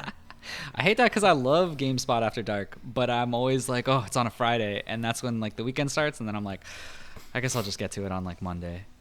But I Really? wanna That's listen like to my it, but- slowest day at work is on Fridays. So then I just get to listen to freaking Tamor. For some reason, him saying damn is like music to my ears. I fucking love it. It's fantastic. It's my favorite. And lastly, Bomberman-inspired bird tournament game Ponpu will be headed to the Nintendo Switch and other platforms sometime in Q2 2020. Oh, Nothing to love say that about that one? I Yeah, love that about name. Pompu. This Just looks I creepy mean- as fuck. Yeah, What it the really fuck is does. this? What the hell? I don't 100% know if it's actually pronounced Ponpu. It's Ponpu. So, I assume it would be no Ponpu. idea. It looks well made, but Yeah, Creepy. The animation looks super smooth. I don't know. I like the way the little characters bounce, but they do Yeah. look creepy as fuck. That was also the creepiest way to say you like animation, is say you like the way they bounce. They're all bouncy boys. oh, they bounce. Bounce. All right, I'll take your word for it. Now moving over to Polygon, where it's reported that you can get a copy of narrative exploration game Gone Home's soundtrack on cassette. This is available Wow. exclusively through Super Kill useful. Rockstar's Bandcamp for a mere $7. I'm assuming you're also going to have to pay shipping, by the way. So maybe like 10, but still, it's pretty cool. This is cool. I mean, super useless, but yeah, cool. Yeah, I could put it in my there are Walkman. people that are starting to collect cassettes again. Actually, so yeah, they're getting in on that market. Just get record players. What are you doing? What are these cassettes? Why would you? Ooh, speaking of record players, we're now over on Twinfinite, where it's reported that Hollow Knight's soundtrack is officially getting a full piano collector's edition, which will Nice. release not only on vinyl, but also CD and screen music sometime in early 2020. I think the screen music is especially cool, because it's just like way back when we reported that, or when we talked about how somebody else reported that Cuphead was actually getting its music put out in screen music, so people could learn how to play. I Oh, think in that's really schools, dope. Yeah, it was pretty Yeah. dope. Ooh. Yeah, This is really all cool. super cool. I'm But gonna where's be the honest. damn cassette? No. Where is the damn cassette? This is Come on, bullshit. guys. I'm gonna be honest. Like, I kind of want that vinyl. Yeah, are you big vinyl guys? Is that why you're talking shit about cassettes? You're like, guys, shut the fuck up. Like, make them make more vinyl. I don't want cassettes. I'd rather have a vinyl. And the cover to the vinyl actually looks pretty cool. It does. It looks really, really cool. I like it a lot. See? I ain't crazy. This is the one time I'm like okay with physical goods, so you should definitely just hop on my side here, Vaughn. Vinyl is the only time you're okay with physical goods? This is the only time on the podcast I've said good stuff about it. Otherwise, I'm literally just like, no, stop wasting your money, Vaughn, you freaking idiot. That's a good point. If you didn't know, I Am 8-Bit actually has an amazing selection of vinyl that they're doing Black Friday deals on. Yo, I gotta check this out. Yeah, did you not know that? No. The I Am 8-Bit has a shitload of vinyl? Nope. But Yeah. They're like, almost their entire website is like indie game vinyls now. It's really, really cool. All right, let's check this out. I mean, you can keep talking, but I'm gonna check this out. All right. As well as the news that the beautiful and atmospheric 2D side-scroller Grease is finally available on PlayStation 4 as of this recording. I'm actually super stoked to play this. I've been waiting for a while, even though I'm probably just going to buy the statue that came with the PC code. That's probably what I'm going to do. You're a fool. Ooh, they got the Cuphead vinyl soundtrack. Damn. I can't believe you didn't know about that. Damn. I feel cool now. I'm a You're tastemaker. you're Not so- really. I just told you. You're so cool. Thank you. You're Are you welcome. excited for Grease on PS4, Chris? I honestly don't know too much about this, but it looks beautiful, and perhaps I'll play it at some point. Maybe when it joins PlayStation Plus. Just kidding. All right. And lastly, GameSpot reports that 3D platformer Hat in Time is getting some interesting new MMO-like features, including the ability to play with up to 50 players in a new online party mode, as well as a new sticker system that will There's allow that you to yawning customize your again. weapon. Yeah, you must be real tired, dude. I Yeah. can't believe you came to this podcast so tired. I know. Here's the thing, right? This is one of two games that made me not want to back a game on Kickstarter anymore. Oh shit! I was Josh really likes this game. I was really disappointed in the Hat in Time. What? Really? Yeah, You're I such think a fool. I could be, but like to me, just the platforming, the performance on PC, I don't know, just something about the graphic style as well. It just doesn't appeal to me anymore. I don't know why. I don't know. At the time I backed it, you know, You know what, Chris? I was into it, but now, nah. Look. Am it's I the only one who heard you say you played a game on PC? I tried to play it on PC. Yeah, see, it sounds because like... I wasn't given the PS4 or PS4 option. Oh, Right? that's a good point. Yeah, it didn't actually come to consoles that until a pissed me while off. later. Yeah. See, that's a different story, though. All right? And it's okay, Chris. Sometimes it's okay to I be got wrong. a bloody PC version of the game. It's okay to be wrong. I mean, I don't like 2D Mario games, so I'm probably very wrong. That's okay. I mean, here's the thing. I understand the art style to it, and the animation to it. Like it's a little clunky. Like I won't lie. Yeah. But I definitely, I don't know. There was It just felt too out there. Like the personality of it was just way too nuts for me to really. See, I like enjoyed it. that part of it. Yeah, I don't know. That's Felt okay. too European to me. European. Well, that's What? Not, it's not what I would have classified it as, but not your cup of tea. Not my cup of tea, sir. No, I guess not. All right, that's okay. Anyway, well, good on them. I guess Chris will never find out what those elements are. Speaking of European and being your cup of tea, let's hop in to God Bless the Crowd. This is our segment where we just hop into all sorts of awesome indie game. We hop into crowdfunding sites and talk about indie games. I don't know why I just did that all weird. I got super jumbled up because I didn't read what I wrote. That's okay. So Reading is hard. it is for me, at least. Yeah, because I'm an idiot. So That's okay. no big deal. This is where Big Josh Boy hops into all sorts of different crowdfunding sites, finds some awesome indie games for us to talk about. I'm super excited for this one. Not really. It's called Football Story. It's I'm pumped. Football Story will put your skills to the test in fun matches and tug at your heartstrings in a narrative-driven campaign. They are currently going for 30,000. That's their goal. They have 934 as of this recording, and they have 47 backers with 30 days left to go. Are you guys stoked for this game? Obviously, Chris has a bias because he's from across the pond. Mate. His dad was a soccer ball. Oh my god.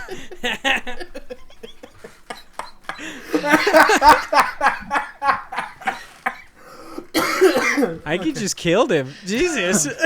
He's dead. Football I was Story, gonna anyway. throw hands over fucking Star Wars and you just murdered him. That's what you get for not liking Hat in Time.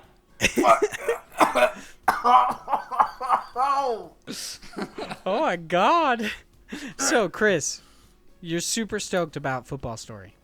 Yeah, dude. It looks amazing. I love the graphic style, the narration, the narrative-driven single-player campaign with a sports title is very rare. Yep. And this one seems pretty good. It seems heartfelt, unlike the FIFA games, where it's very corporate, and so it kind of reminds me of like Golf Story or something, like that kind of. It gives me that kind of feel to it. Yeah, I think that was definitely something they pulled inspiration from. One of the reasons why I like this is kind of a weird reason. It's almost a nostalgia thing. There used to be these games called I think it was something like Backyard, and then a sports title. Backyard Baseball? Yeah, like Backyard Baseball. Yeah, those Backyard. are fucking awesome. Yeah, so there used to be one that was Backyard Soccer, and the gameplay of the actual soccer reminds me a lot of how it was set up. And I don't know, I just loved that game when I was a kid. It reminds me a lot of it.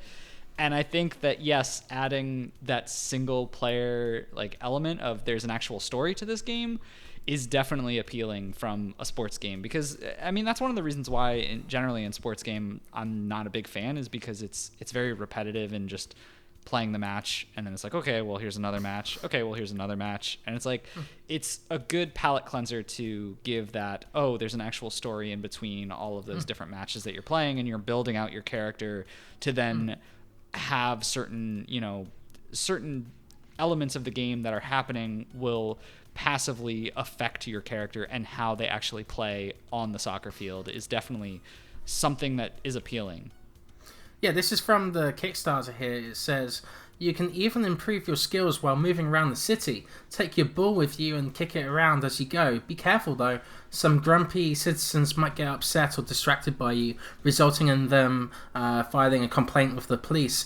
If enough complaints are filed, you will get a ticket from the local law enforcement for disturbing the peace. So I do like elements like that. Like there's an actual world to explore in this game, and it has personality to it, and but you can see that from the animations too, that they really put a lot of effort into this. So I really hope this game does get funded, but it doesn't seem like it so far. It isn't getting that much of a push right now. Yeah, but that's true. I think probably one of the reasons is they don't have a lot of backers on the higher tiers that they've offered. Right. And granted, it's because, just looking through a lot of them, I'm not sure they all sound that appealing. You can design a football field? Yeah. It's fucking grass. It's the ground. But wouldn't it be cool if you designed it and it was weird, like Bowser's Castle kind of a thing, and you can't kick it off to the side because it'll fall in a lava pit, and then you have to fight maybe zombies come out of the ground also as weird disruptive referees that don't actually help you or make calls, but they just try to attack you and steal the ball, and then if you let them get the ball and they eat it, then it's a whole different thing. You only have so many balls, and then it's a tie game and nobody wins. And there's so many things you could do in this. You know what I'm saying? Yeah, it sounds like Josh pledged $2,500 or more to this campaign. Well, this does have a sign-up reward with glowing sneakers and fancy clothes. So if you want those gold sneakers in the game, Yeah. you gotta pay up. Clearly. Pay up. Granted, they still have 30 days, so this is this just started recently. Yeah. But $30,000 is a pretty high goal, especially with the amount of money that they have for their pledges, because the lowest you can buy into this is literally just $12 for the game as the early bird price, and then $15 is the game. So you really have to have a lot of people backing this project to hit $30,000. That's not to say I don't think they can, but they definitely need to up their marketing game to get this kind of off the ground. Yeah, and also, I don't know if this is a thing on Kickstarter, but this is based in San Diego, California, and I think, like, due to the algorithm, maybe they want to appeal more to the British or South American audience to get this funded, right? But it doesn't seem like America is not a big thing here, in North America. Yeah, that's a good point, but I mean, maybe if they called it Soccer Stories. I suppose so. Wait, I wanted my American football, damn it. I mean, they're actually, I'm not even joking. I think there literally is a game that just came out on the Switch called Football Story that is football. That's interesting. I wonder if that's actually true or if you're full of shit. I swear to God, it came out like last week. When I type Football Story, the first thing that comes up is this logo for soccer. So I don't know. I gotta find what it was. I sure it's Soccer Story. There's alliteration there too. Yeah. But regardless, I think that this is from this game, or not this game, but from Kickstarter, this is generally global, at least from my understanding. So I don't think that should be an issue. Like, we see all the time developers from different areas and it's also one of the things that's always weird, because the currency exchange rate can always get very confusing when first looking at it, because it'll be like in a currency where the exchange rate is super high, where it'll be like 200 of theirs, which will equate to, like, the normal like $15 price that you would pay for a Kickstarter buy-in for the low tier.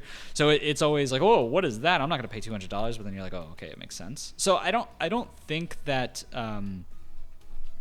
it's really a lack of the area, so to speak, but they probably could push harder in those areas, and I don't know exactly how to do that from a marketing perspective of how do you reach out to those audience. That's not my forte, but that's a good point, is that's probably the places they want to start reaching out to, is areas of that nature, just because the States aren't really soccer based. If it's not the World Cup, really, we don't care.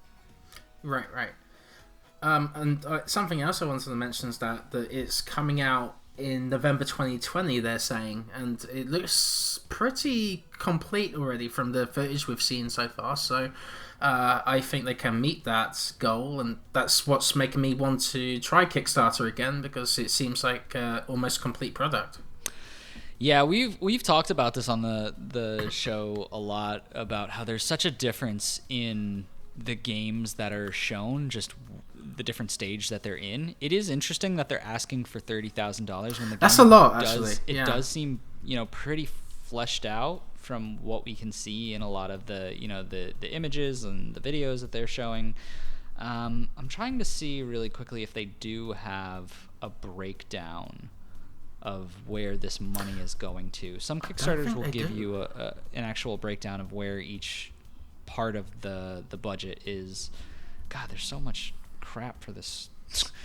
They're like tiers, the in-game content that you get.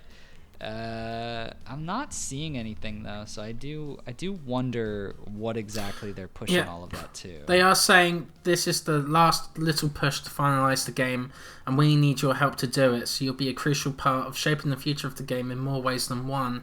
You'll have early access to everything we do in some form or another, so you can offer feedback and suggestions that will endlessly improve the game. So it seems like you want to get more feedback than anything, really. But I don't know what.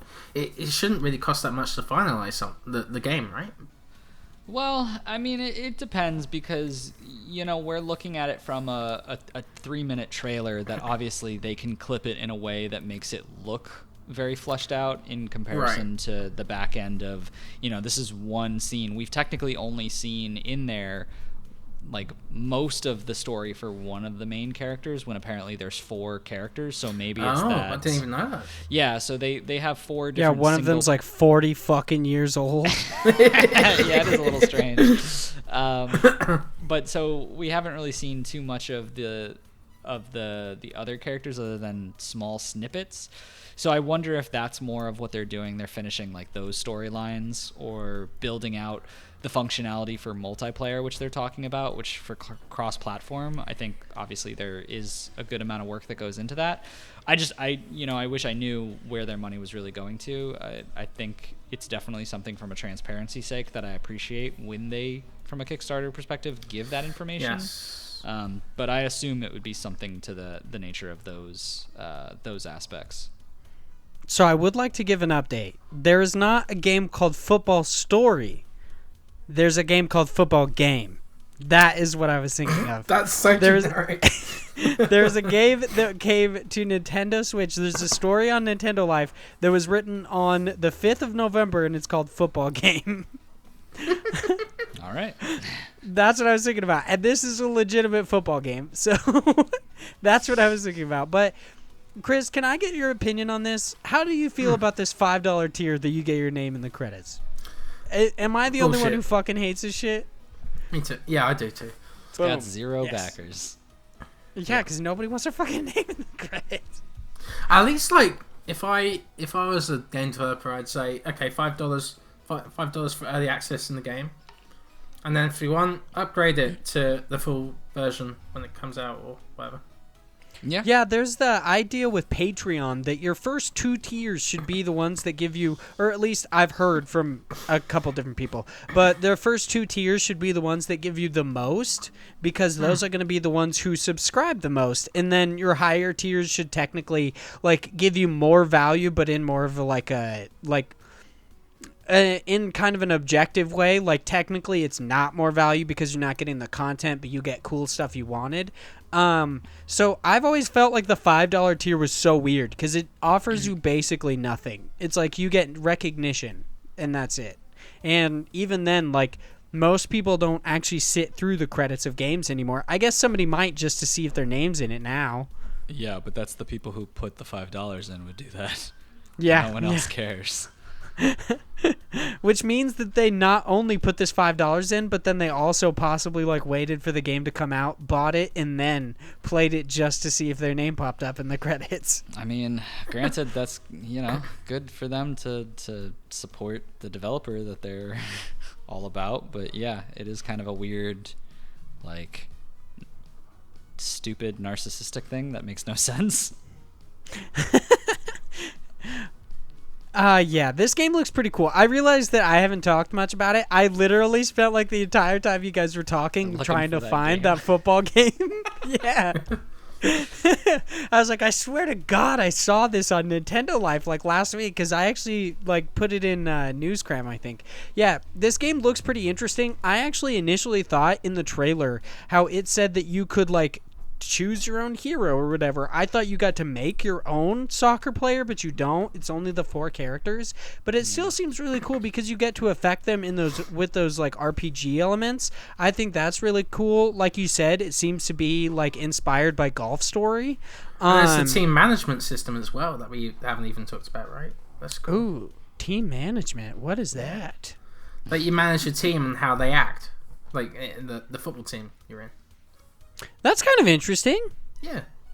This game seems to be much deeper than just your standard like soccer game or football game, however you want to say it. Your standard sports game, and I actually really like that. That was something that was really like that's mainly the reason why like Golf Story was held in such high regard, is because it's not just another like sports game. It was so much more.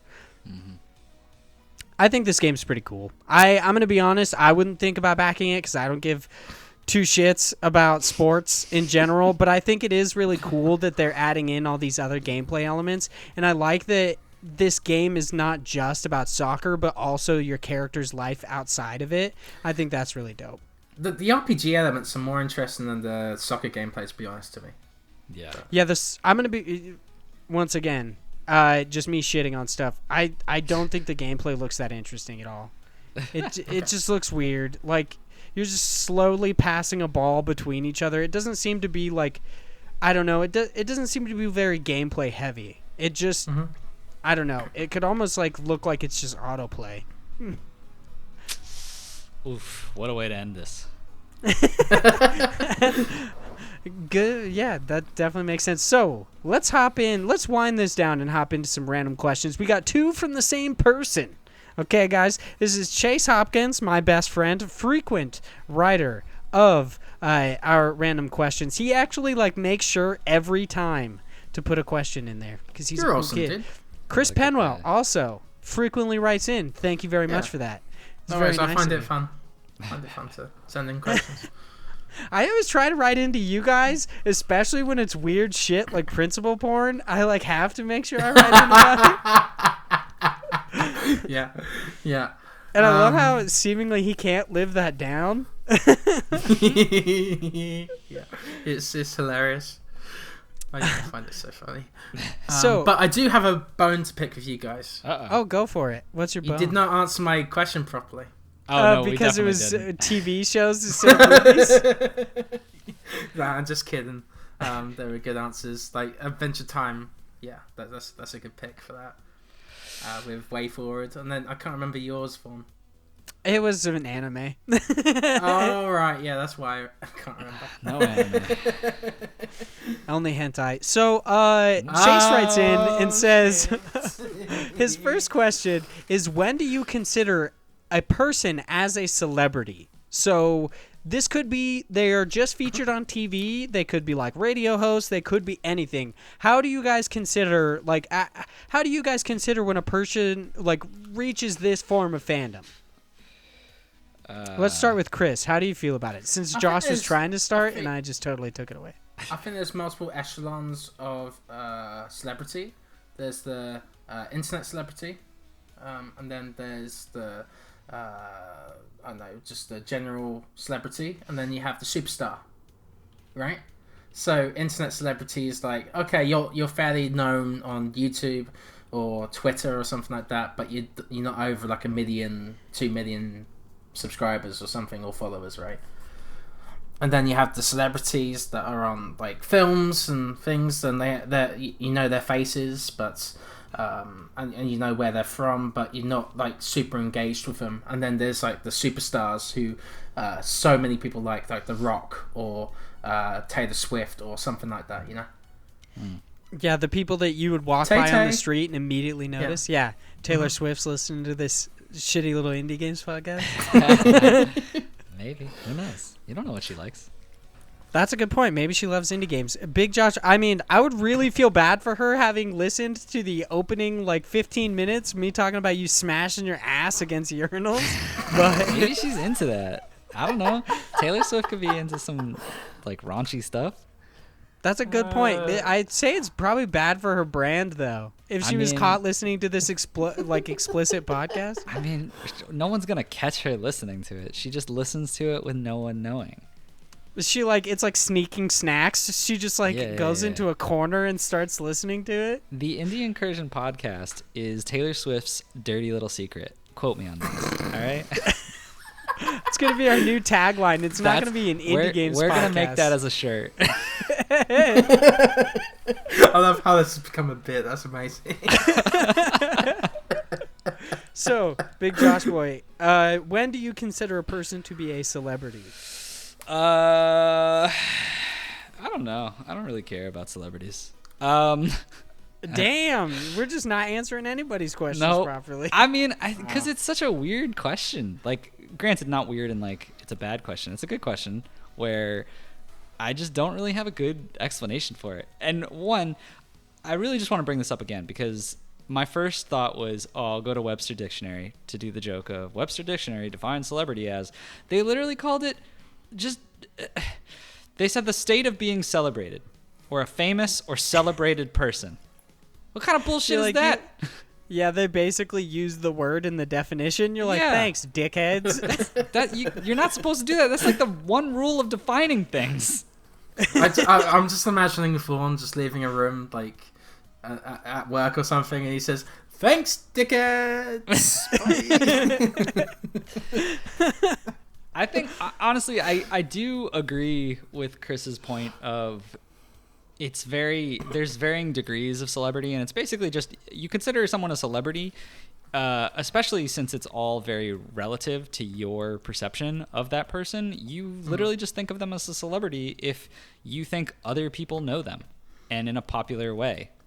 Like, it doesn't have to be an opinion of whether they're good or whether they're bad or, positive or negative. It's just, do other people know this person who are, they generally just know them from other outlets as opposed to just in person meeting them. I wouldn't say Greg Miller is a celebrity, but he's a celebrity within our inner circle. Yeah, exactly. That's a great point, is like a lot of the people from the games industry are not celebrities. But would I consider them? Yeah, because if I saw, fucking like Max Scoville or Brian Altano on the streets, I'd be like, oh shit, what the, like, that would be crazy to me. Because I met Greg Miller. He's awesome. I mean, that's awesome. I wish I did, but I probably won't ever say that. Anyway, the point is, it's just basically, do people know, like, does another person know that person not from meeting them? Then they're pretty much a celebrity. Yeah, that's pretty much how I feel about it, is like just a person that other people know, like a well-known person. You don't have to be the biggest celebrity ever. You just have to I would say it's like somebody who's instantly recognizable. And it doesn't matter like if they're instantly recognizable to everyone, just anyone kind of a thing. Like fucking Barney, I don't know. Just anybody can be instantly recognizable. Like the dinosaur? Yeah, because that leads into this next question. Who was your first ever celebrity crush, and do you still have a crush on them? Are you about to tell us that you crushed hard on Barney? No! I'm so glad that you guys caught on to that. No, that's not at all what I'm going to say, but I'm glad that you guys followed that. It's all about, what was her name from Who Framed Roger Rabbit? Jessica... What was it? Jessica Rabbit. Jessica Rabbit? Was it Jessica Rabbit? Is that her last name? Yeah, his name is Roger Rabbit. It's his wife. It's his wife? Man, I haven't watched that in forever. Anyway, yeah, man, she's a hottie.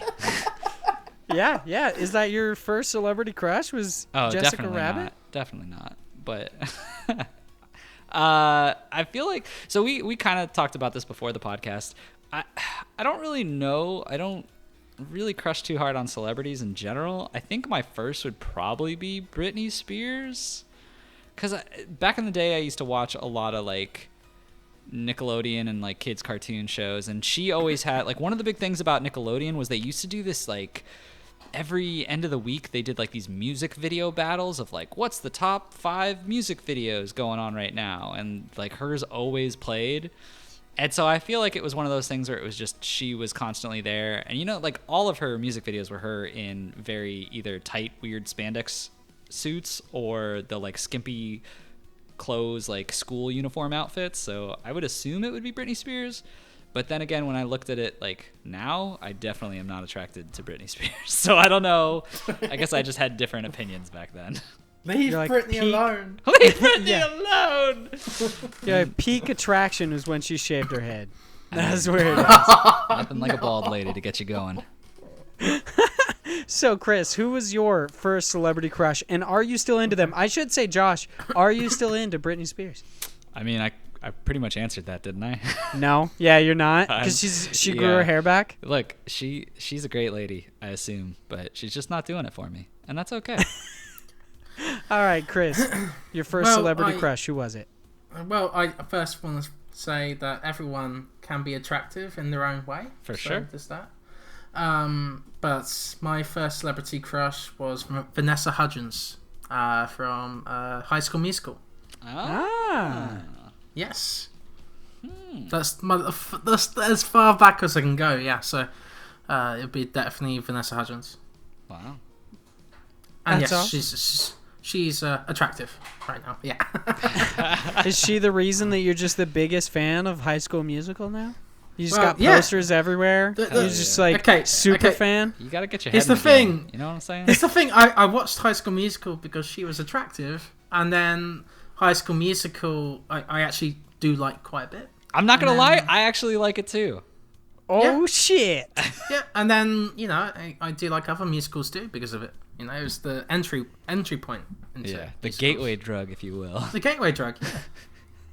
All right. I'm gonna be honest. I don't think I've ever actually seen any of the High School Musical like movies, and I fucking hate musicals because of sing talking. It bothers me so much. I hate it. Like when they just speak a sentence but they sing it. I fucking hate it. Yeah, me too, actually. Yeah. It's the That's the reason why I worst. stopped watching Into the Woods, actually. I tried watching that film, and like 3 minutes in, I'm like, nah, this is just annoying as fuck.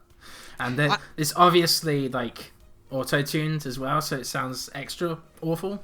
Ooh, an auto-tune. I Yeah. I did the same thing with Into the Woods. I actually didn't know it was a musical, and then like started. I was like, nah, fuck this. Not even a little bit. That instant This is regret. so annoying. So I'm glad that you guys chose real people, because my first ever celebrity crush is one of two people, because I can't remember which one came first. One, Danny Phantom's mom. She hot. Let's be real. She's a ginger. She could get it. Okay. And Were you yes, also into Dexter's mom then? I'm still into it. Oh my shit! God. You got me there. Dexter's maybe mom got 3. a big old booty. Yeah, maybe. Hey, Mrs. Incredible. She's mean- thick. Damn it, guys. There's like maybe like 5 or 6 now. There's a bunch of thick animated chicks.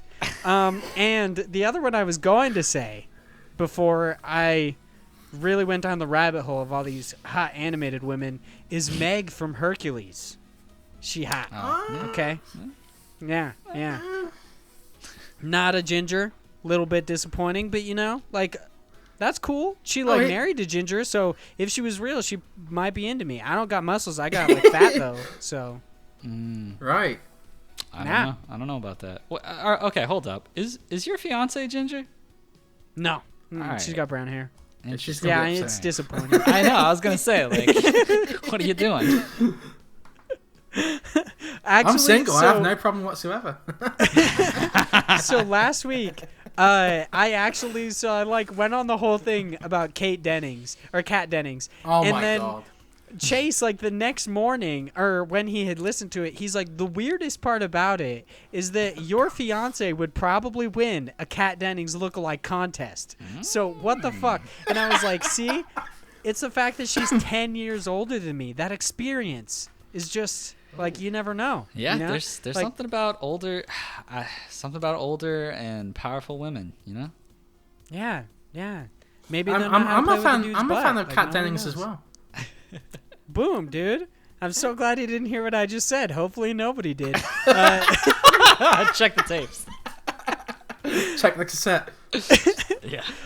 That'd be amazing if somebody was like somehow live recording these like on cassette. Like when we air them in the podcast, they're just like recording them on cassette It's for a tapes. time capsule.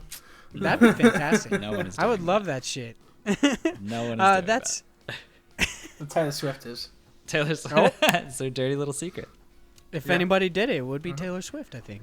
Okay. That's about the end of this podcast. Thank you guys so much for listening. If you liked it, you guys can follow us outside the show at IndiePod on Twitter. We put up a questions link so we could read your questions every Monday, which I remember because I put an alarm on my phone to make sure I remember. Oh, Yes. that's a I'm good quite idea. proud of myself as well.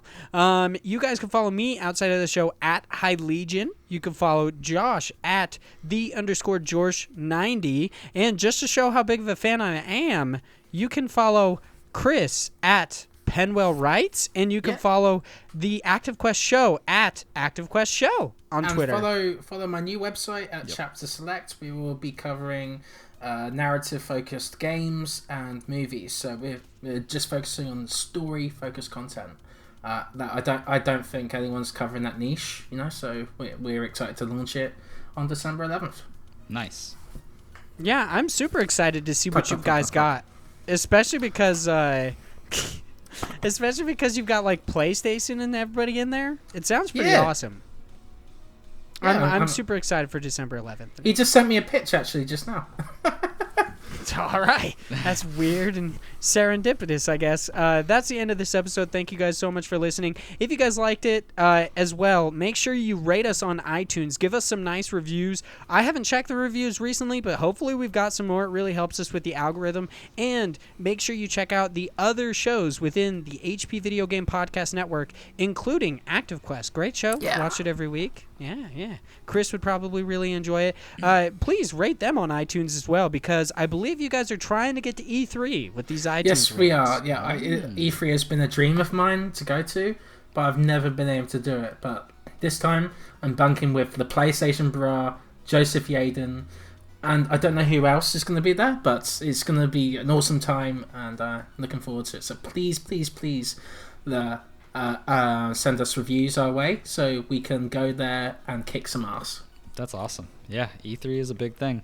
Best of luck, buddy. Yeah, you probably need it. You'll do okay.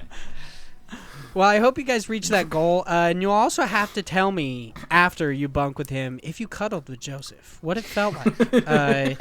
How soft is his skin, and do his buns really look like cinnamon rolls? Oh Those my are God. the few things Yum. I really want to know. But on that note, thank you guys so much for listening, and we'll see you guys next week. Bye, Taylor Swift. Good night. See ya.